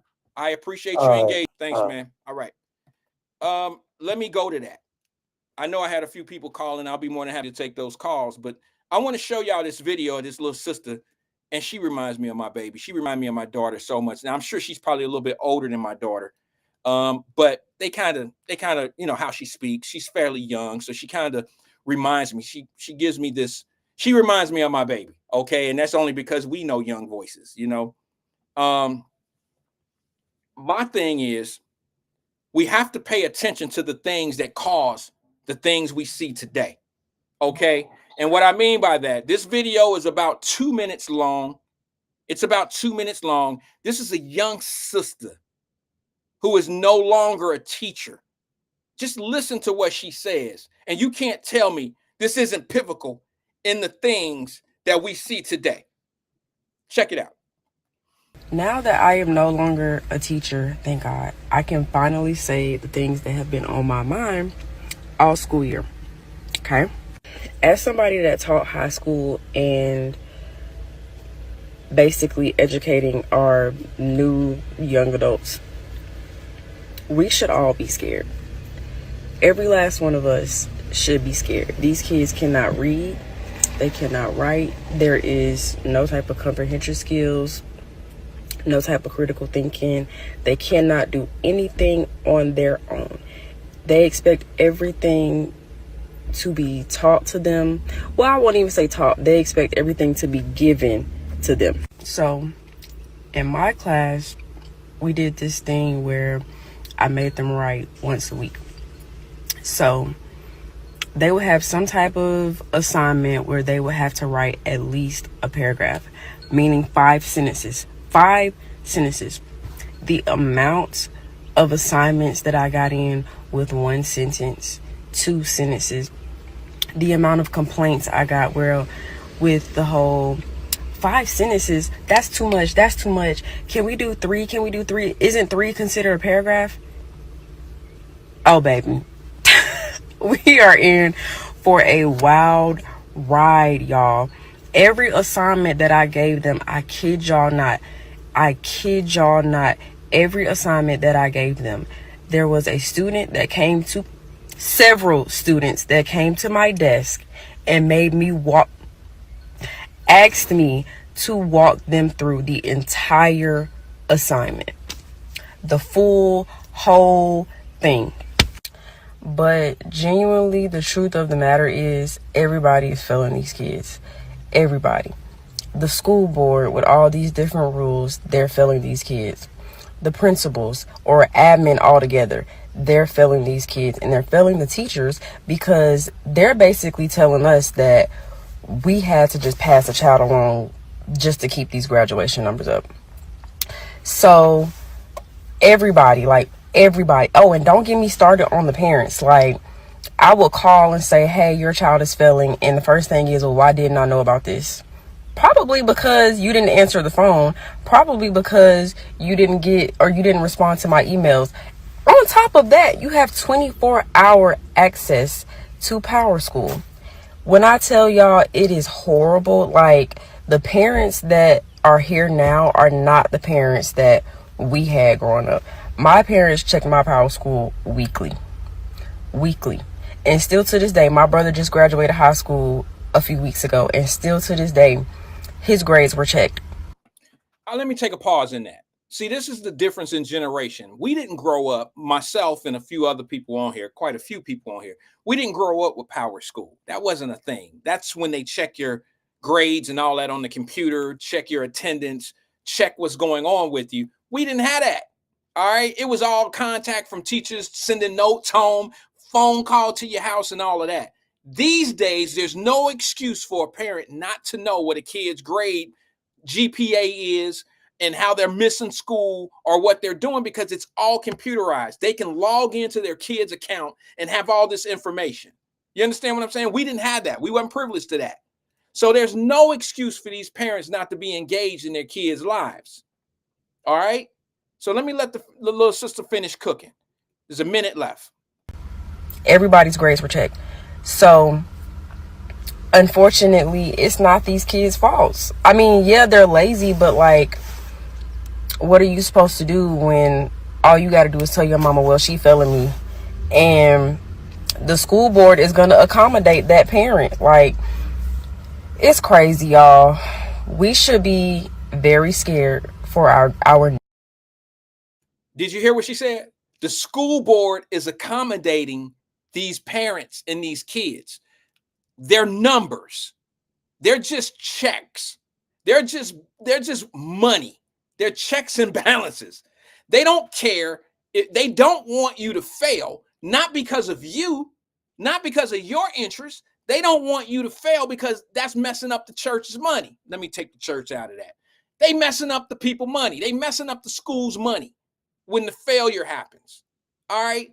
So while we paying attention to a bunch of nonsense, and I know there's different people that take care of different things, but as long as you allow people to grace through school with no accountability, and we having all these kids that really don't have any way of seeing what's going to happen after the 12th grade, this is how the streets get them.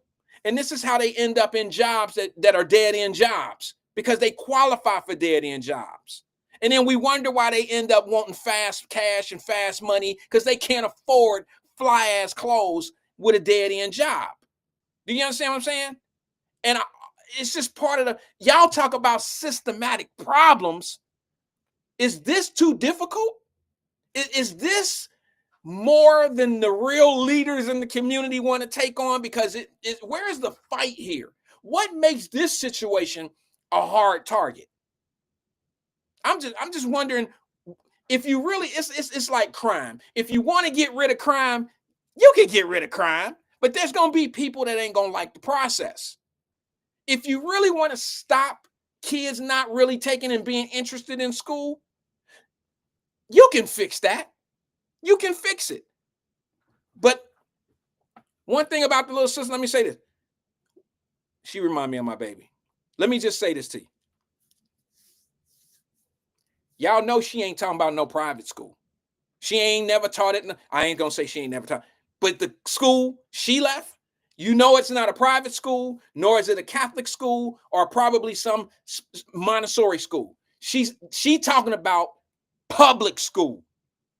Go ahead and cook, little sis. New nurses, our new doctors, everybody's grades were checked. So unfortunately, it's not these kids' faults. I mean, yeah, they're lazy, but like, what are you supposed to do when all you got to do is tell your mama, well, she failing me, and the school board is going to accommodate that parent? Like, it's crazy, y'all. We should be very scared for our new nurses, our new doctors, our new everybody. These colleges are going to have to start lowering their requirements. No, sis. It starts locally in your cities. When you lower the bar, when expectations are low, this is what you get. This is it. You're right. They're going to have to lower the bar in colleges. And all we're going to have to do, it's going to penalize all of us. But here's the thing. A lot of the people that you're talking about, little sis, probably won't even go off to school. They'll end up in trade school and can't read. You know, some people just good with their hands. That's fine. I'm not mad at that. But the truth of the matter is, this is the ground floor level of solving the problems. But your politicians don't talk about this. They don't want to talk about it because if you hold parents accountable, that could be possibly taking a vote from them. Get it? I ain't about to, ain't no way I'm gonna make Wyatt the mayor. He too serious about education. He gonna call me and make me come to the school about my child. How dare he? Go ahead, little sis. They're gonna have to start lowering the fact, or just lowering everything, because the way that stuff is going now, the amount of kids that are gonna come into these schools and they cannot read, they cannot write, they cannot do anything without AI. We should be scared. We should really be scared. Have a great day.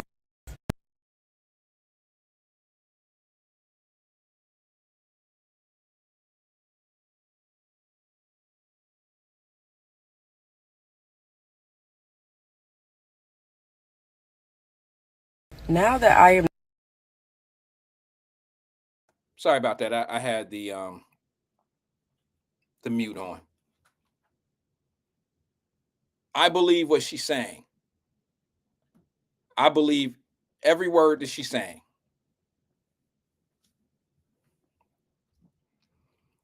Because I hear, like for instance, Princess Flowers on here, who's been in daycare for 20 years.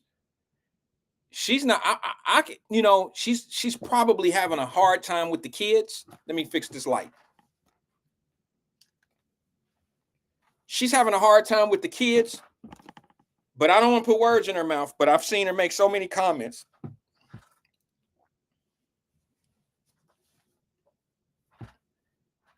I bet you she has more problems with the parents. Some parents want you to raise their children. They want Cincinnati Public School to raise their children.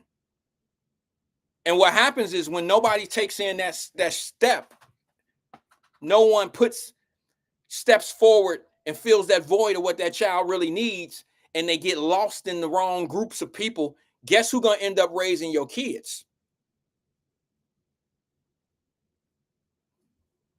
It happens all the time. How do you think these people, who said that? Who said that? Sierra Brooks said quality of education should not be determined by your zip code. That's true. I don't think it is that way. That's just my opinion. I think everybody that goes to Taft High School who has a different zip code than anybody that goes to Withrow, I think they're offered the same education. I think education is reciprocal. I think it's about how you reciprocate education. How important is it to you? How is it stressed in your home? Look, give you a perfect example. Everybody talk about how smart Asian kids are. Y'all heard me say this before. I'm not creating anything here. Y'all talk about how smart Asian kids. Why do people think Asians so smart? Are those Indian kids that win the spelling bees and shit all the time? Why you think they so smart? You think they smarter than us? No, they got a head start. That helps. They learn multiplications and stuff. They learn how to read all this. Their toys are educational toys. They value education at a much earlier age. They're really ready for school when they start preschool. They're ready. They're advanced because they're not watching sexy red videos. They're not involved in entertainment. They're prepped for education is first. You know what I'm saying? They're just ready.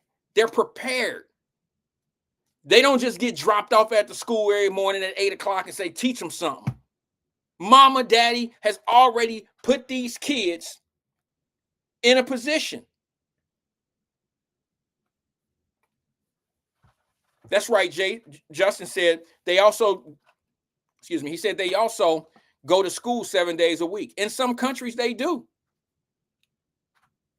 In some countries, they do. In China, the kids go to school in the morning and come home at night.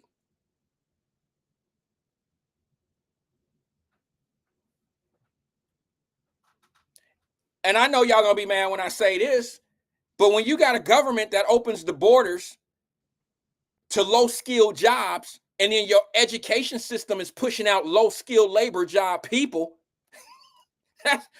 try to make that make sense. I know y'all gonna be mad at me because you got this political thing going, this ping pong ball going back and forth about this party, that party. I don't care nothing about that. I just know that trade school ain't gonna mean shit in America here in a minute. And the reason why I say that is because you got people coming to this country that can put a roof on your house in one day. Me and Ricky ain't getting that shit done in one day. It's gonna take me and Ricky 2-3 days to get that roof on your house, ma'am. The Mexicans putting shit up. They got 10 guys on the roof and it's done in 8 hours. Me and Ricky, we'll be back tomorrow. We got to go pick up some shit at Home Depot. We'll be back. We'll be back. Yeah, and I was late because, man, shit, my mom, man, I had to go pick my baby up from the daycare. And, you got more excuses than going to jail. They on the roofs. They cutting the grass. They delivering groceries. They work. Listen. I'm gonna say something I said I wasn't gonna say. What up, TLG, LG? What's up, bro? I've been trying to get at you. I've been trying. I tried to call you. I tried to DM, all that. He don't mess with me no more, y'all. Get at me, bro. But let me make my point. I was not gonna say anything about this. I promised to God I wasn't. I told my family I wasn't gonna mention it on. I said this would be a great topic on my show. And my kids and my wife, they don't like when I bring certain topics to the show, like real shit. They don't like it when I do this. I'm gonna tell you something that happened to me over the weekend. Not just me, to my family, to us. Y'all know I was in Columbus, Ohio over the weekend. Okay. Oh, the robot's gonna hurt us too, Donnie. Okay. Got a new number, bro. Gonna hit you up, big bro. Yeah, all right.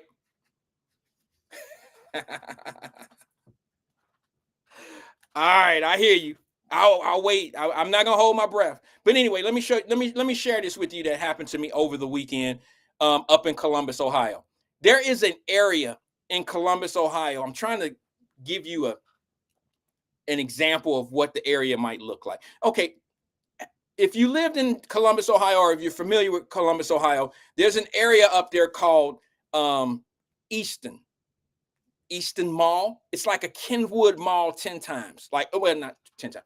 It's Kenwood Mall. It's two Kenwood malls. It's that big. Gucci, Louis Vuitton, they got the stores. All the new trending stuff, the small shops that, sell the, they got everything but Balenciaga. I don't know if that'll go over there. Well, I don't wear any of that stuff, but I'm just being, they have all the high-end stuff. Okay. And it's in a very nice area. Okay. So I'm telling my daughter, okay, we're gonna go up here, we're gonna do a little this, we're gonna do that. Amber says, yes, Easton. Everybody know that Easton Mall is like off the chain. It's probably the best mall in the state of Ohio. All right. It's the mall that we go to because you can get it all, you can eat. I got your text, Black Russia. Appreciate you.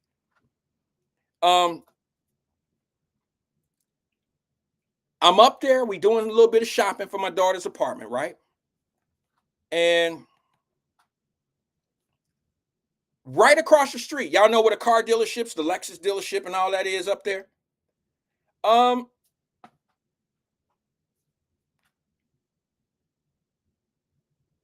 Well, Kush came in with some information. He said, let me just say this. I'm sorry. I ain't never seen Kush before, but I'm going to say it. He said, yeah, just because you put a roof on in one day doesn't mean that it won't leak, that it will not leak.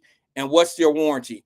Call Rashid's room. Oh, this nigga. Oh, yo, I ain't mad at you, Kush. I'm not mad at you, bro.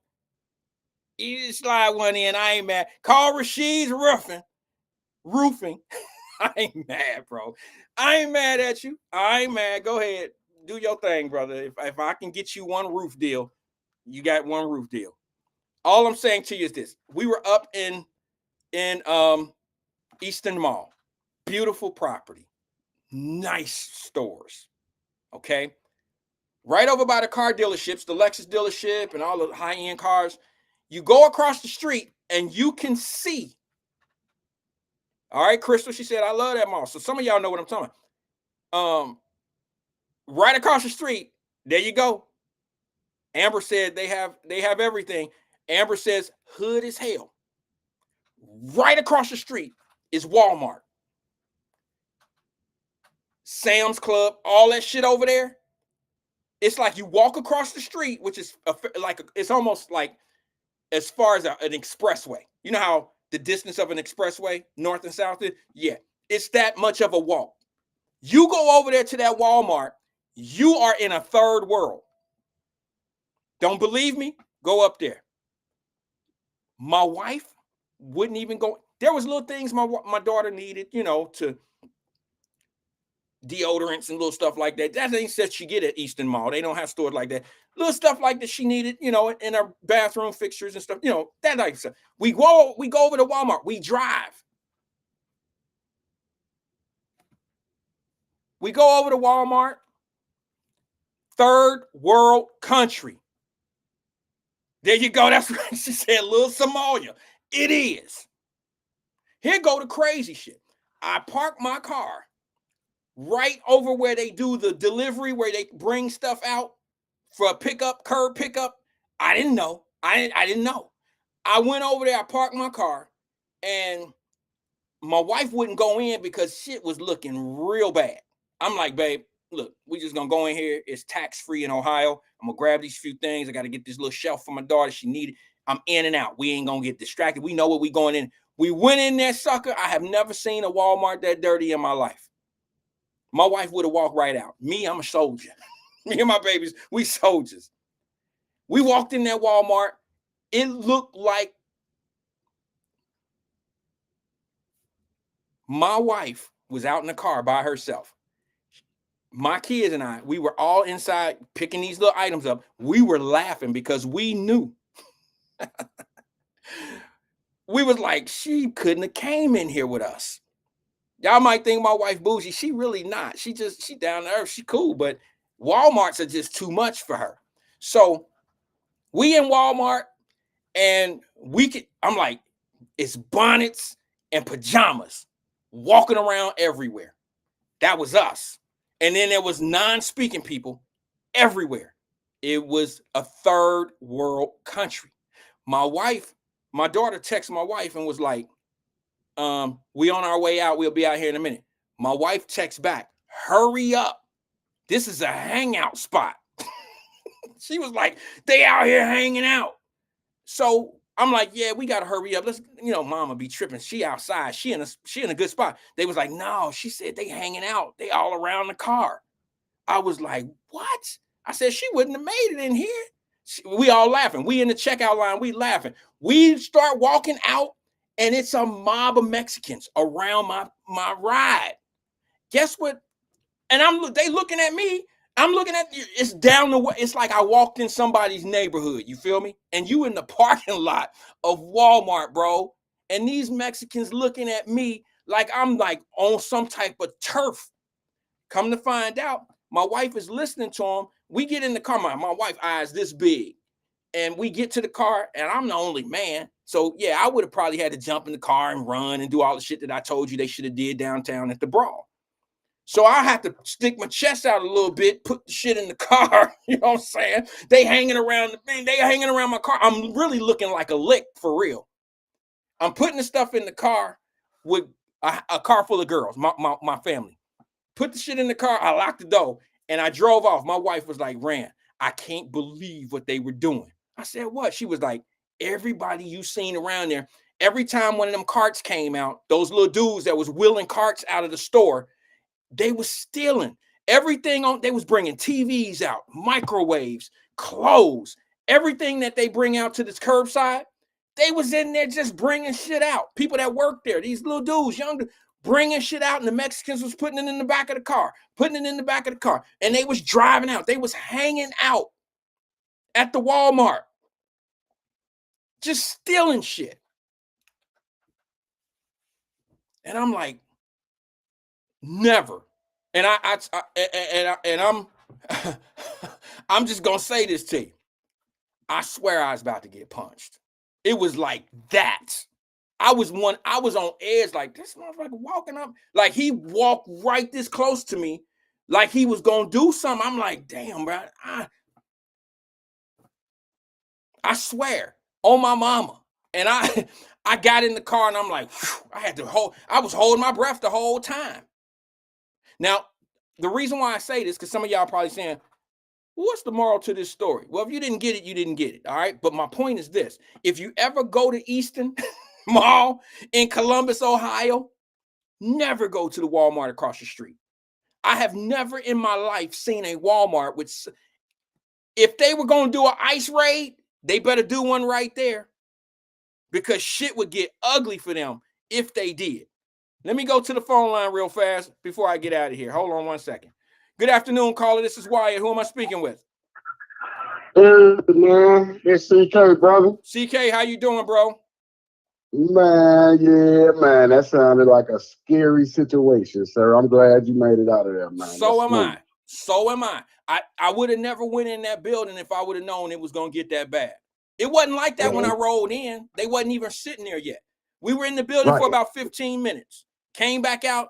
Dudes was hanging around my car. They was hanging on the car damn near touching it, because they had pickup trucks. They had trucks next to it. You feel me? These are foreign people, sir? Yes, bro. I'm telling you, the shit is off the hinges. Cincinnati, and what do I tell fortunate. you every day when I talk to you, sir? What did I tell you? I'm praying for you and your family. Don't I say that? You do. Thank you. Don't I say that? Thank you, man. You do. Thank you. But I'm saying it's the same thing. You reciprocate the love you put out here in the world. I believe I'm putting that out there because Wyatt was in a situation with his family where he didn't have control. He needed the Lord to get him out of that. And he's here with us today. Well, but thank that you, CK. I so felt bad. your prayers. I needed them. I'm telling you, bro. Hey, what was I gonna do? Got my family with me, bro. I wasn't gonna fight. I was gonna get, if he would have snatched anything from me other than the key, because the keys was in the car. My wife was sitting there, and I would have just had to take whatever they was gonna do to me, and and try to, I ain't gonna set the stage, but I know what it. That's when it got intriguing, when you told us what your wife said about the theft and the criminal behavior. That's when it got real. Like, oh, this is a threat to your life because they want what you got.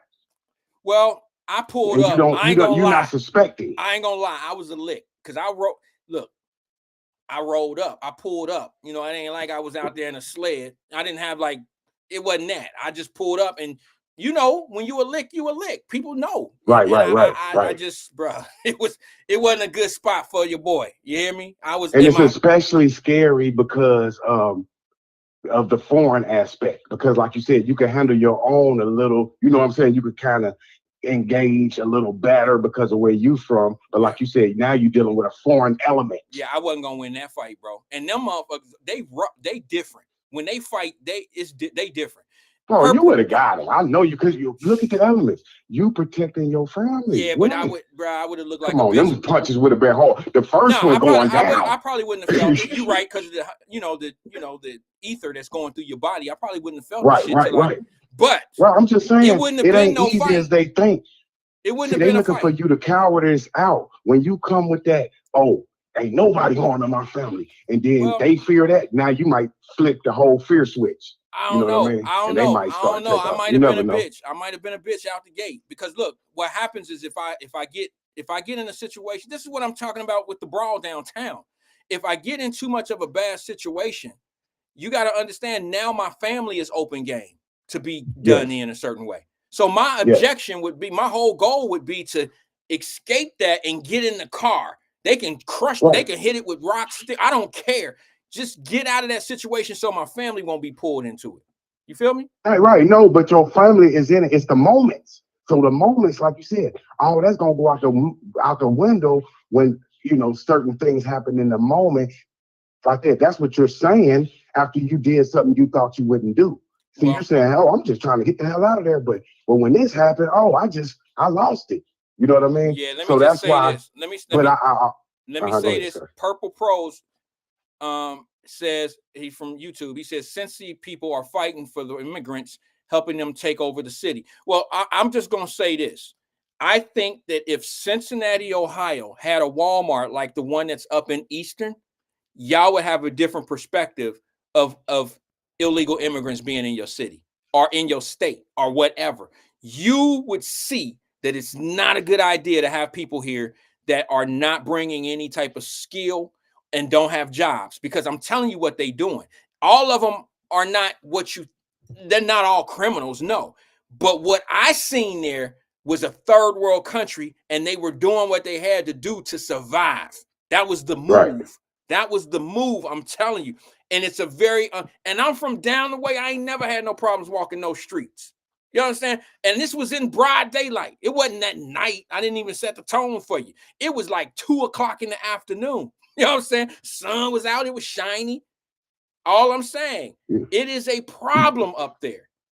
I'm telling y'all. Sir. And if it was, you're if it was in Cincinnati, at 2 p.m., you're vulnerable with your family.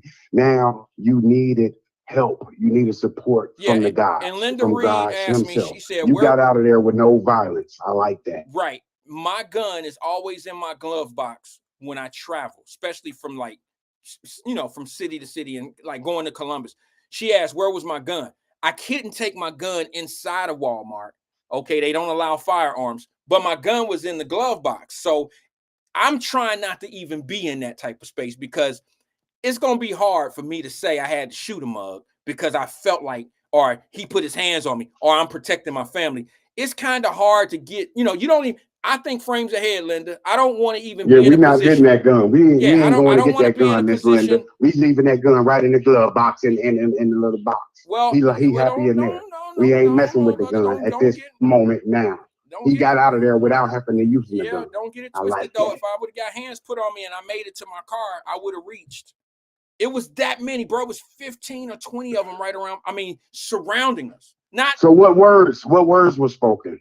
I don't know. I don't know. I'm talking about what y'all just walk right past and nothing. Well, bro, like some things not said are clearly understood, and basically, he didn't have to say anything. I could just see it in his body. It was like if I had something that he could snatch, he probably would have got me, because I did look like I was a dad. I wasn't no street dog. I'm not out there posing and trying to make myself look like. Was he a young cat? They all were younger. They were probably early 20s. You know what I'm saying, bro? All I'm saying to, if y'all really want to know, just take your ass up to Eastern, up to the mall. I'll never That's go. all you got to do. I learned from your mistakes, sir. I learned from your mistakes. I'm not going to no Walmart in Columbus, period. You're right. Well, it's not all of them are bad. I'm just saying this. I don't give a damn. I'm just making sure I don't go to the one you went Just to. remember I'm Easton. a gambler. Just remember Easton. Listen, I go to Church's Chicken, so I know the hood. I go to Church's Chicken all around the country, and they only in the hood. You know this, sir. No, they're not. They're only in the hood, no, sir. You know this. What did you say? Church's I'm Chicken, sorry. sir. Okay, you might be right. I was thinking Popeyes. My bad. Yes, Popeyes everywhere, but churches is hood oriented, sir. All right. Carolyn Smith says, I'm sorry, what was the moral of the story? You Tell good? her. You cool now? Did everybody laugh at that? There you go. There you go, Carolyn. You got one in. Now that's Go the ahead. Go moral ahead. of the story is be safe, prayed There's your up, stay teammate. There she prayed go. up. There she You goes. have She to stay laughed at it. prayed up. She laughed at it. Go ahead. So, sir, the moral of the story to her, to answer her question, stay prayed up. You still have to pray. So don't think just because you prayed when you was a little kid, yeah, keep doing that stuff today. You know Yeah. what I mean? It Yeah. still works. That's why I'm alive.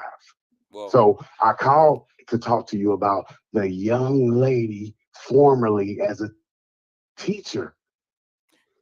yeah, you seen that. So Ed, you thought that was about stay away from a group of Mexicans? You know, you didn't get the fact that maybe y'all might want to consider how things are moving. They're letting people in the country that's making it unsafe. They're making people in the country. They're letting people in that have no hope, that have nothing to do. You know, they're stealing, they're robbing. You know, you didn't get that out of that. Y'all just want to make it seem like I was on some clown shit. That's cool. I That's just cool. got Go it ahead. that your ass still alive. You just still alive. That's what I got out of the shit. That's the other stuff. We ain't having no funeral because you got murked Well, at Walmart. I That would be appreciate that. ugly because I lost an elderly white couple that I used to work for at a Walmart. They got shot in their head by a crazy dude who later committed suicide, sir. And Okay. he did it too. He's like, I want the death penalty. You know what I mean? He shot the husband and then shot the wife. These was a 70-year-old couple. So I know exactly how dangerous Walmart could be. But Ed, I I'm was messing calling with you. about Go ahead. I'm sorry, bro. I'm reading comments. That's all. your brain. You got to focus, sir. Listen to the words that I'm saying, Wyatt. I hear you, bro. I'm Please. listening, man. You know, I'm sometimes I calling you about the education. You put it out there. You put the education lady out there. The okay. sister. Go ahead. I hear you. What she said was prolific, but she was still wrong talking about my parents. Girl, you a parent. The same traditions that your parents passed down to you will go to your children. Stop saying back in my day, it's the same exact thing. Those parents wasn't shit either. Stop hyping it up like back in our generation, our parents cared. No, they didn't. They cared just as much as these parents. You got good and bad in every generation, That's not every true. age. That's not true. You do That's true. I got you, man. what Don't you put on the boxing gloves. Do not put on the boxing gloves and get whooped on a Tuesday. hold on, Do bro. not do it. Wait a minute.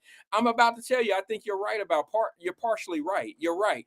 They do have bad people in every generation, but the majority of people in our era, education was a little bit more valued.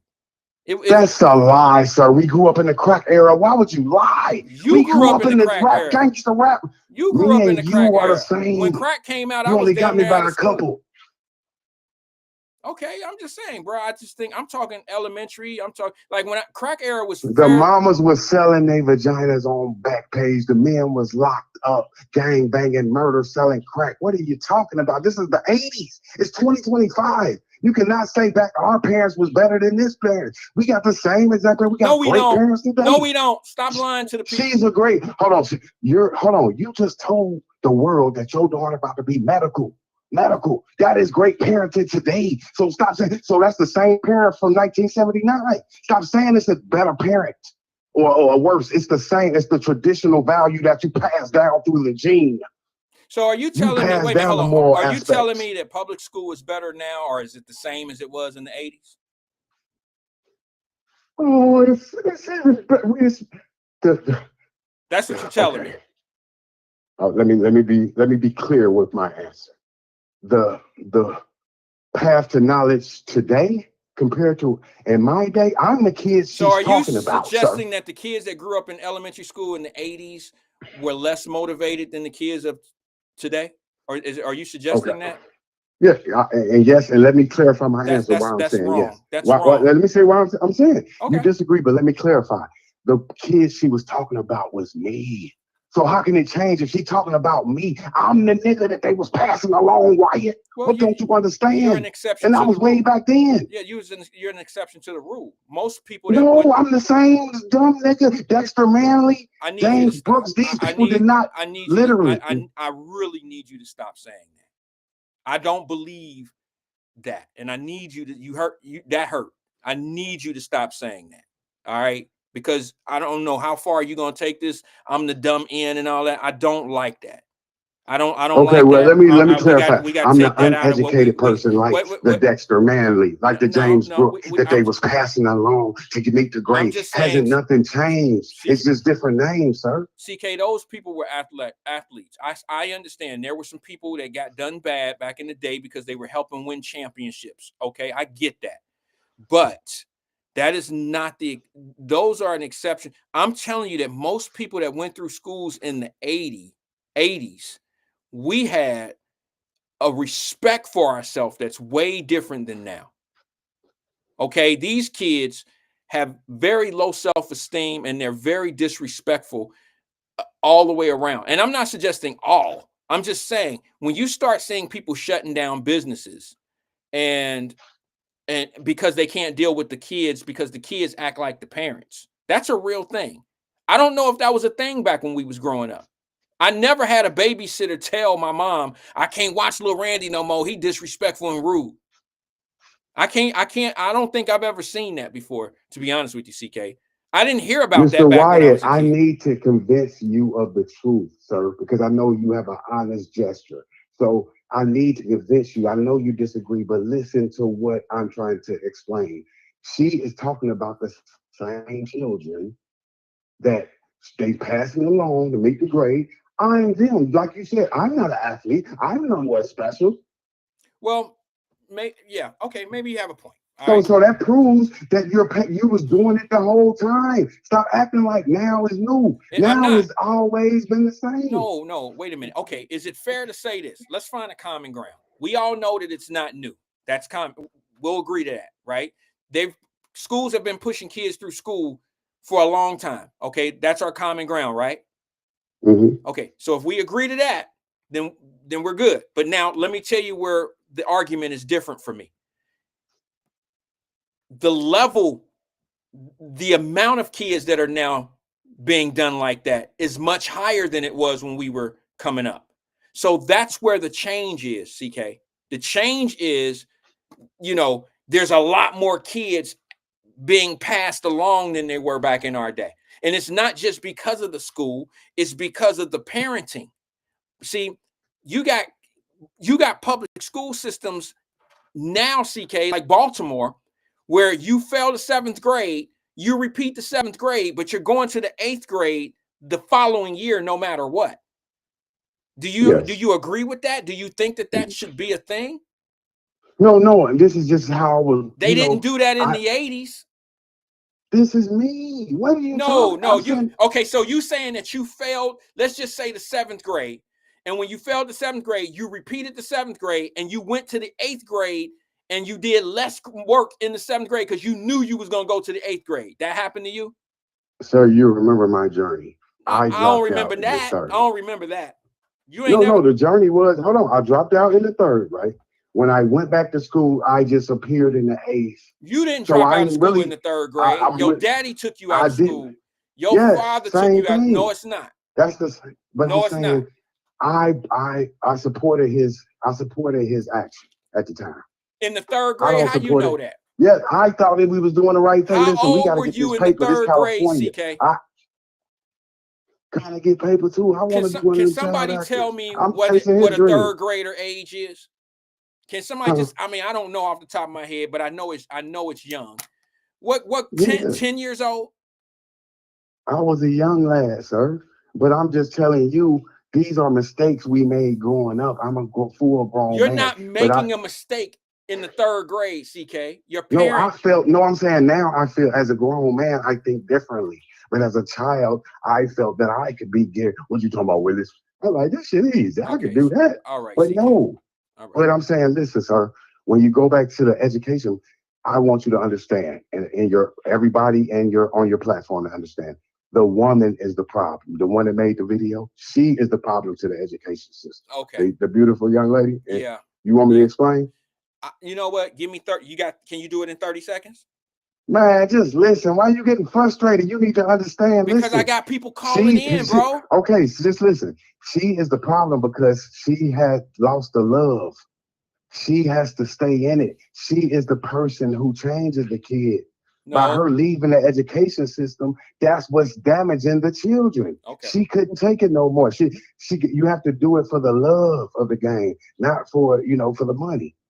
So that's all I'm trying to explain to you. Okay. Well, no. She has to stay in the education system if she have that much love for the kids. What Are they worth it? What if you Are, don't? are those people? What if you don't agree with the process of how the education is being delivered? What if you really care so much that you can't tolerate what they're doing?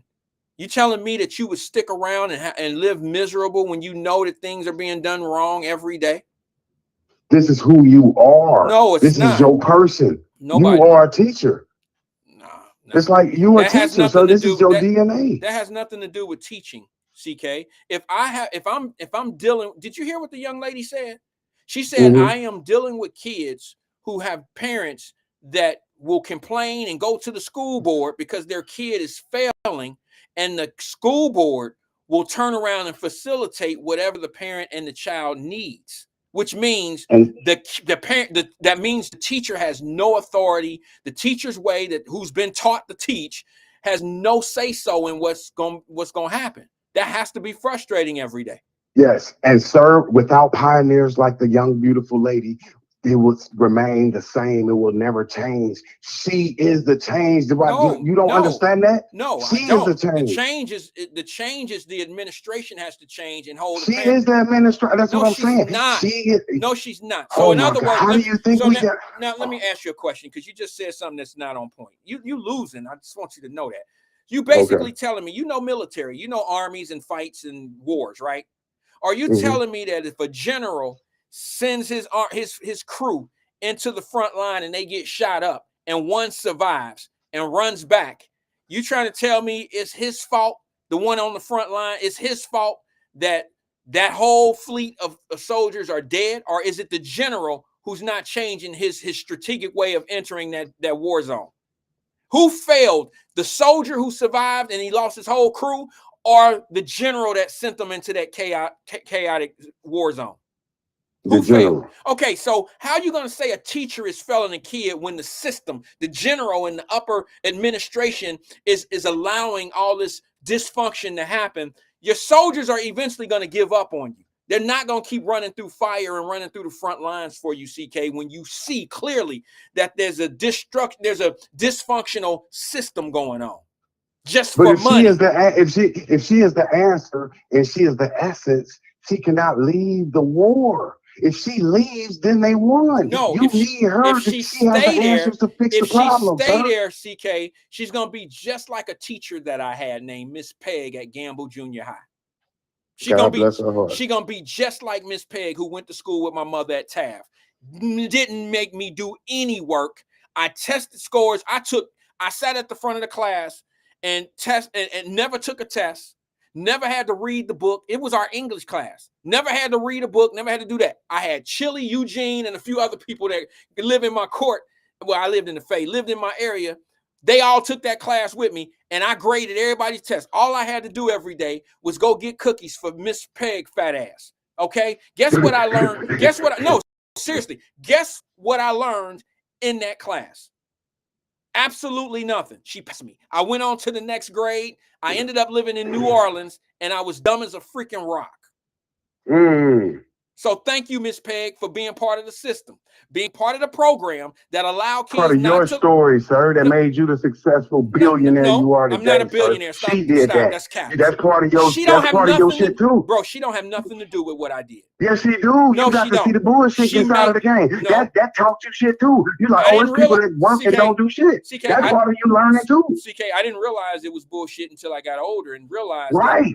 Well, what you talking about? How did I so learn when you got older, all I learned, brother, is I got to keep up with my kids' grades, and I got to make sure that they learning from the teachers. And I don't have a teacher that's just there for a paycheck. I need a teacher that care, because the administration, if you get teachers that care and give them administrators that care, you'll have a successful school district.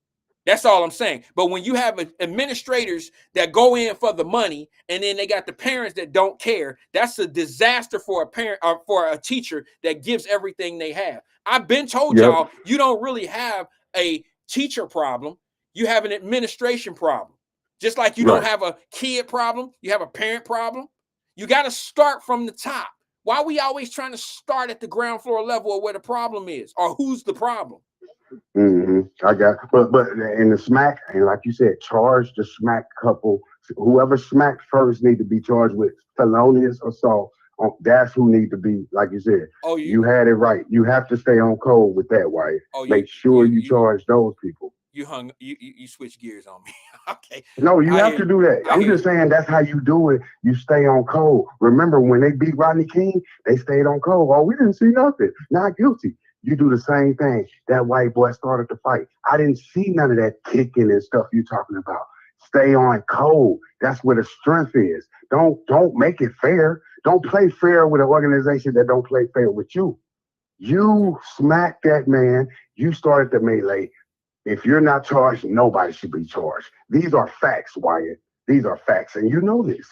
Okay, I'm gonna let you live in your facts. I'm gonna let you live in your facts. I can't catch up with you. You didn't ran off on me, bro. You in third gear. I had to get you with that one. I had to just throw a little cheap shot at the end real quick. You know, I'm still praying for the family, though. Everybody give CK one because I don't know where he's going with that one. But okay, CK, I appreciate you engaging with us, brother. I appreciate you. All right, I gotta go. I holler. I was getting a phone call. Feel free to call back. Feel free to give us a call back. And yeah, CK can wear you out. CK can take you where no man has gone before. Damn it, Jim, I'm doing the best I got. Oh, CK will wear your ass out. And has no problem switching gears, boy.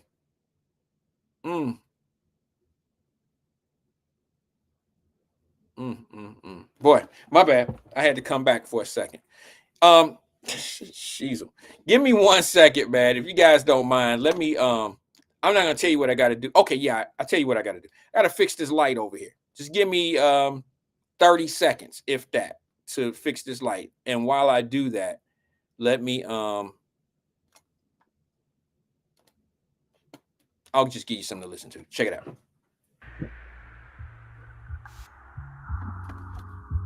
I'm still here.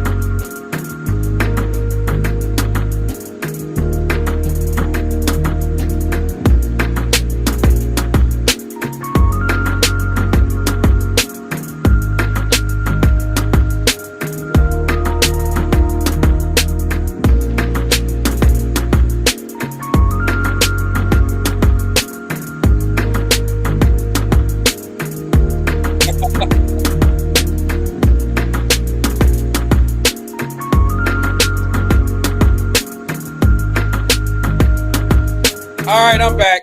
Sorry about that. Couple things I had to do on my break. Had to grab another drink, yes. And thank you, Stephen Speed. You know me so well. And had to use the restroom. All right, that's it. So I apologize, but I'm almost done anyway, bro. I think I might have missed a call. Oh, somebody text, but that's something different. Yeah, I'm really done. I probably should have closed out the show. I didn't have anything else. I really didn't. I'm just gonna say this for the record because maybe some missed it, maybe some didn't. If I see some leaders in this, I don't want to talk about the fight. I promise you. If I see some leaders protesting that are decision makers, that's some fraud shit. Now y'all can take it wherever you want to take it. You can do whatever. You can tell me I'm wrong, but you better go call one of your local attorneys that's on the radio or on talk shows and ask them what the law is in Hamilton County. The city of Cincinnati could file misdemeanor charges. They don't need that young man the young man in the red shirt. They don't need him for that. All right. And I know it's just going to be, I know y'all done dusted off your little regular, your people, your protesters, and dusted off some of those leaders that have been looking for something to be out here in these streets about. I'm going to be honest with y'all. I don't think this is the one. I know I'm wrong. I know I'm wrong, but believe what I'm telling you, they playing you. They playing you. So they don't have to, they don't like me anyway. But I'm just being honest with you and letting you know that, look, man, when you start fooling people, look, I don't have no problem with a con man getting his money, getting his bag. I really don't. I don't have a problem with people that hustle. I don't have no problem with that. But when you do it and you disrespectful, I kind of gotta shoot back. I gotta kind of be like, I gotta kind of deliver a little bit something so people won't fall for just anything. And I'm just gonna be honest with you. Some people don't really know better because you in love. Like, they don't care what they doing and saying to you because they know you got love for them and that you possibly would not.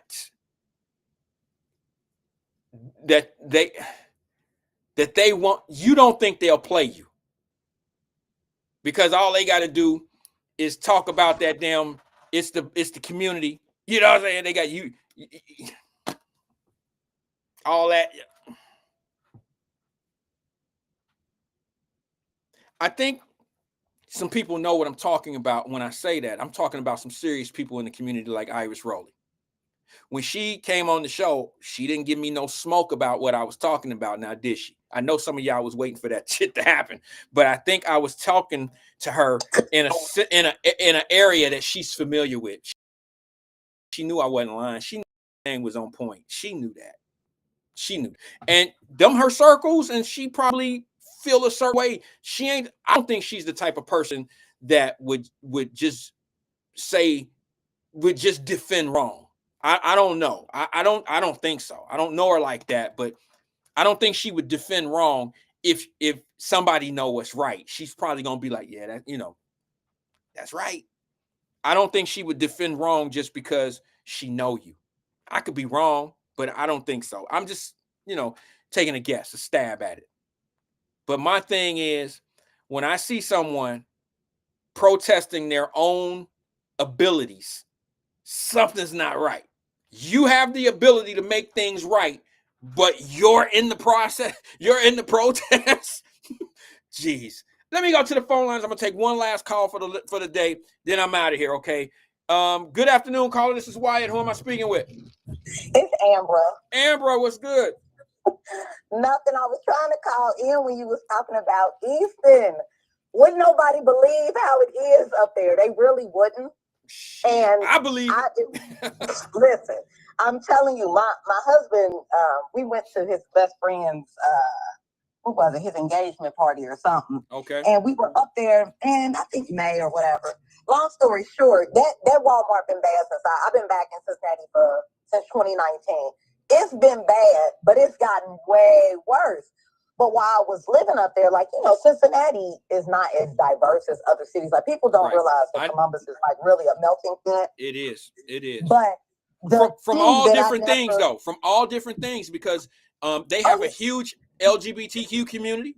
They have a huge. They diverse all the. I ain't talking about that. I'm talking about actual different No. nationalities. I know what you're talking about. I'm just talking about they're diverse in all different areas, not just in culture. I'm talking about they're diverse in a whole lot of different things. The other thing that I like, so I did property management, got my real estate license while I was up there.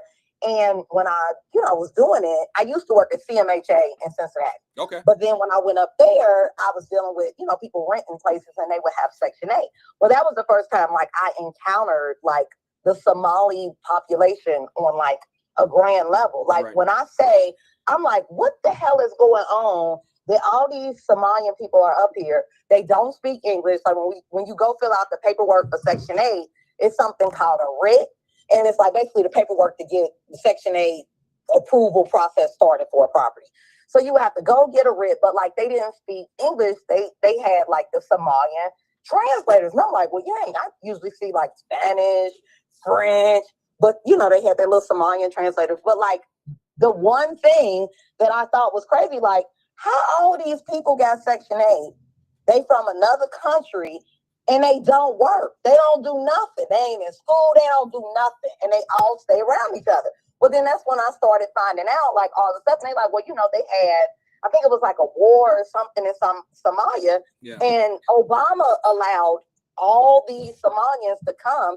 And Columbus, Ohio has the second largest Somali population in the country behind Minnesota. Yeah. So like I'm like, well, why in the hell did they come here? But apparently they like to gather. But like the statistics show that like when the Somalians like gather, they bring down the neighborhood and that Walmart hood. But oh my God, you know what? So good. In 2025, it's unreal. Like you're like, no, they need to break this up. So wait a minute. Amber, were you feeling me when I told you the story about the Eastern Walmart? You see, I was in a thing. I said it's little Somalia. Like they don't realize. When people are like, oh, that's racist. It's not. Like you got to know. Like look up what Somalians are good for. Like they do not do anything. And I know this sounds terrible, but like it's the truth. Like they're the people that was the pirates. Like literally, they were the people that are the pirates. Like they bring down areas. But like they bring them down. Let me just say this. Let me just say this because I don't want to put it all on the Somalians. I seen them because those are the guys. I'm putting it on them. It's Mexican. Wait a minute. I'm about to tell you. There Nicaraguans, all of them. It's literally like a third world country. And all bad third world country. it was a third world. I went up there. I'm telling you, it was the. I put in the chat. I said, "Oh, your wife tripping. It's worse sitting in a car."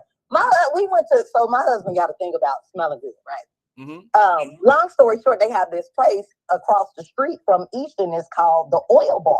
And they have like shea butters and stuff, and they'll mix your like cologne. Yeah, I'm familiar. Shea butter. So he like layered, like literally my husband smells delicious, but that's a whole nother story. But anyway, so like we went across and it's in the same parking lot as that Walmart. And I'm like, oh, my feet hurt because I had on some heels. And I'm like, I'm just gonna sit in the car. He's like, no, the hell you not. You get on my back before you sit in the car in this parking lot.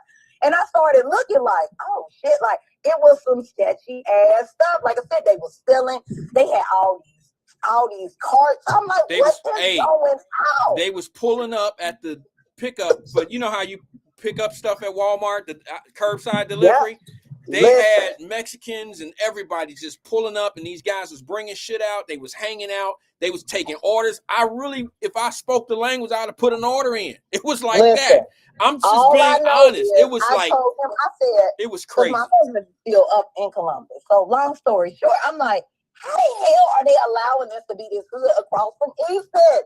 You got multi-million dollars and Maseratis and people with some real money, like real money. And then literally across 4 lanes is like a third world country. Walk across the street.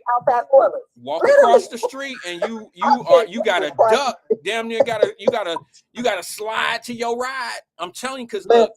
It was bad. I had never and I'm from down the way. I ain't never been scared to walk nowhere. I walk from the front door with my cart with stuff in that cart, and I have my daughters, and I'm like, okay, stay close. You feel me? I'm like, stay close. Tell your daughter. I'm like, stay close. We good. We gonna get to the car. Thank God I parked right up in the front, found a spot, and it was 15 dudes hovering around my car. My wife, it was so bad. My wife got out of the passenger seat while we were in the store, jumped in the driver's seat, and unlocked the glove box. You know it was about to go down.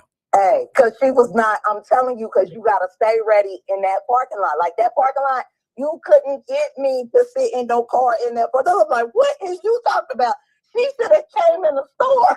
Hey, there. yeah, and you know what? I didn't realize that because that was my first time ever been. I've been in Columbus and been to Eastern Mall a million times. I never even you would get caught off guard. I never knew that there was a Walmart right there. But we needed. I remember when I had first moved up there, like like I know the hoods in Cincinnati, but when you're not from an area, you don't know. I remember meeting a guy. He was an Arab, and I'm like, oh, I gotta go to this one property. He was like, where are you going? And I was like, I think it was Livingston.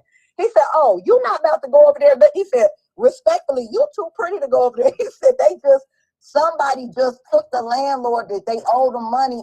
They brought him in the house and set him on fire. Like the month before, I said, huh?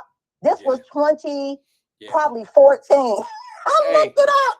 My husband like, you cannot go on the south side. You go back home. Go back to Grove City. Yeah, that's where you go. We suburban. Yeah.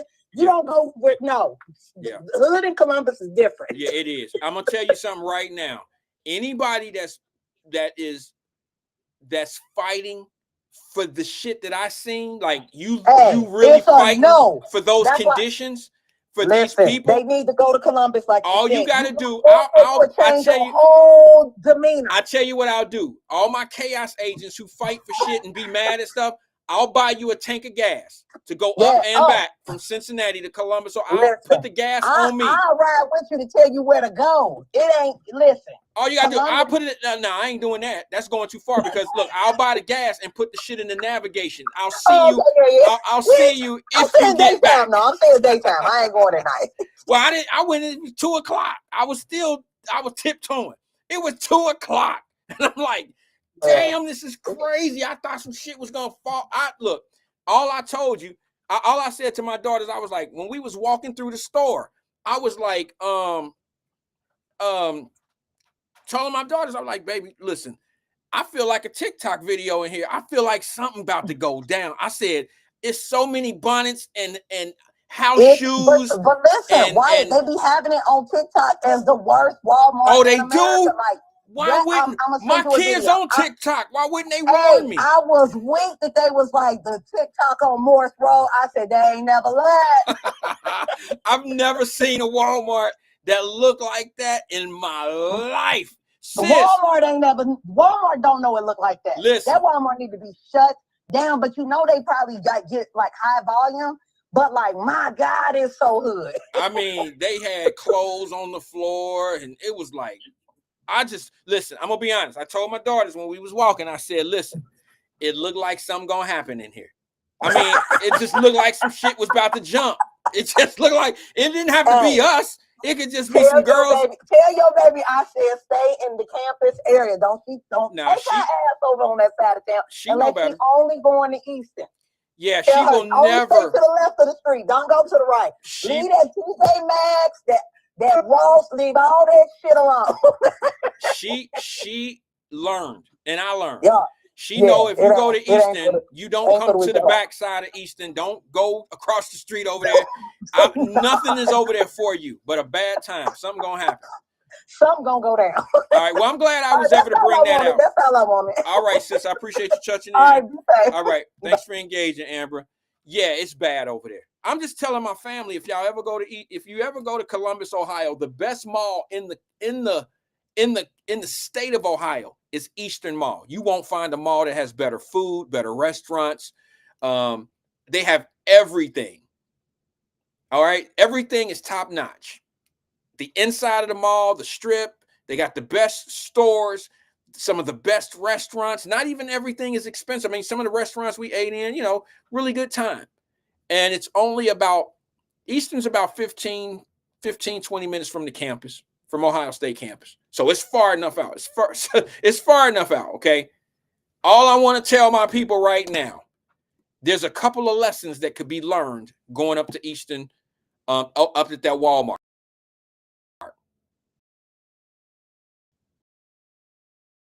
There's a couple. Be careful what you advocate for. Be careful when they start talking that immigrant shit and all. That up there is what it looked like. And I can guarantee you, don't nobody want what they have in Columbus, Ohio, in Cincinnati, Ohio. You don't want it here in St. Pete. You don't want it in Orlando. You don't want it nowhere. If you go, and I'm sure that's not the only store that's like that, but the folks that are there, you got to wonder, how are they living like that? And we're paying for it. Taxpayers are paying for it. We sitting back here talking about how bad our schools. I'm sitting back here talking about how bad our schools are.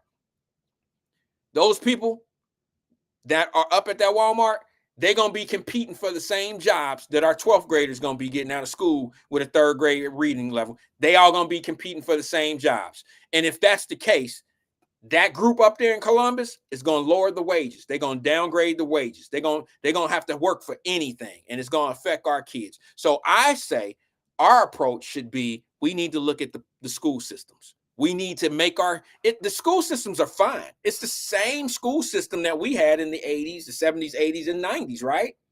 All right. We just need parents to get more engaged and get more out of school. Get our kids to want to be there. It's not a punishment to get educated. I know it's a joke. I know a lot of people want to believe that the smart guy, it's always been like that, though. The smart guys, the girls don't want the smart guys. The girls don't want the smart guys. They want the rough hip hop rap video dude with his pants down, his ass. That's what they want. Ladies, teach your sons how to be gentlemen. Men, teach your daughters to only accept classy men. That's the fix right there. A mother could teach a son how to make her son a gentleman. And a father could teach his daughter how to be a classy woman. Now, imagine your son and your daughter, your son and his daughter or whatever getting together. Now they probably got something there. They probably got something there, something special. They may fall in love. It might not just be about a sexual connection. When you raise kids with morals, with a moral compass, when they have morals and principles, it just hit different. They might end up with somebody with morals and principles. But when you raise them and there's morals, there's no morals, there's no principles, chances are they're going to get with somebody there's no morals and no principles.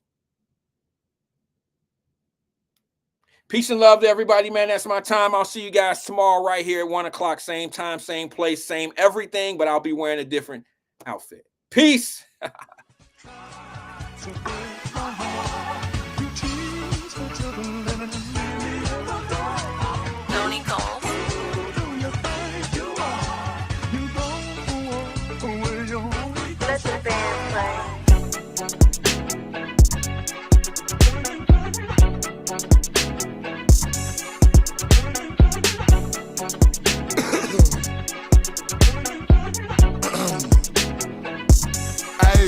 Big X from the apartments where niggas start shit. Known to throw hands, but be quick just to spark shit. Before we had bins, we had pallets on carpet. Stayed at the park, lit, trip and get parked quick. Ain't not for real, this straight off the dark shit. $5 pass, how you home after dark shit. Get you some money, your people gon' talk shit. Part of the game, it's the life of a boss, big. Really been lit since a G, you can go ask my mama and them. Remember thugging outside in that starter gear. See, my mama was having no way, selling dope to the J's. I put that in my starter kit. See, my pops was the boss, I acknowledged it. My papa was a pimp and he taught me shit. Like, don't never fall hard for a bitch that ain't giving you shit and ain't making your pockets thick. Lost my mind and that shit had me empty. Moved in with my pops and he filled it with grit. Pops taught me to roast, put his son in position. One list and them sales was as cold as I vision. Got out, put my mind on the mission. In less than a year I had made $500,000. A year and a half, Rex was touching the ceiling. 2 years, I'm the man in my city like Drizzy. Now we go crazy in Nemus and sex fits. Fuck on the baddest, they come get your back bent. Niggas be flexing too hard, but they not lit. No, you can't pop, we ain't lean in your pocket. Really the plug, I got connects to the socket. I can't hang with rats, heard your name in his docket. Started this rap that took off like a rocket. Man of the year, went from last to the top. Big X from the apartments where niggas start shit. Known to throw hands, but be quick just to spark shit. Before we had beds, we had palace on carpet. Stayed at the park, lit, trip and get parked quick. Ain't not for real, this straight off the dark shit. $5 pass, how you home after dark shit. Get you some money, your people gon' talk shit. Part of the game, it's the life of a boss, bitch.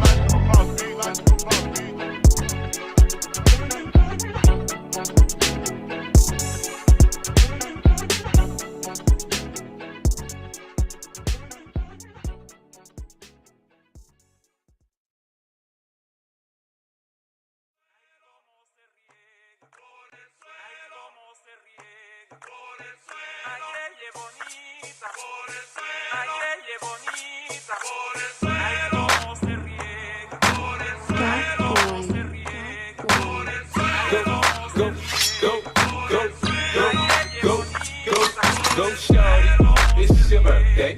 We gon' party like it's your birthday. We gon' sip Bacardi like it's your birthday.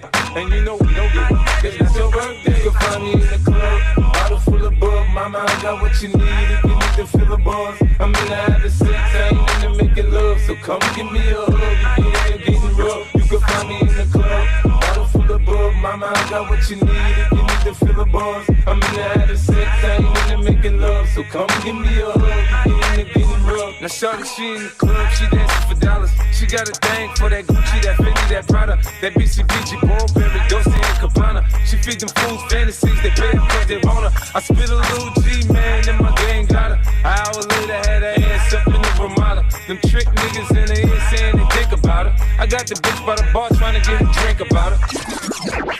She like my style, she like my smile, she like the way I talk. She from the country, think she like me cause I'm from New York. I ain't that nigga tryna holler cause I want some head. I'm the nigga tryna holler cause I want some red. Bottle full of bug, mama, I got what you need if you need to fill the bars. I'm in the having sex, I ain't into making love. So come give me a hug, you get getting rough. You can find me in the club, bottle full of bug, mama, I got what you need if you need to fill the bars. I'm in the having sex, I ain't into making love. So come give me a hug, you get getting rough.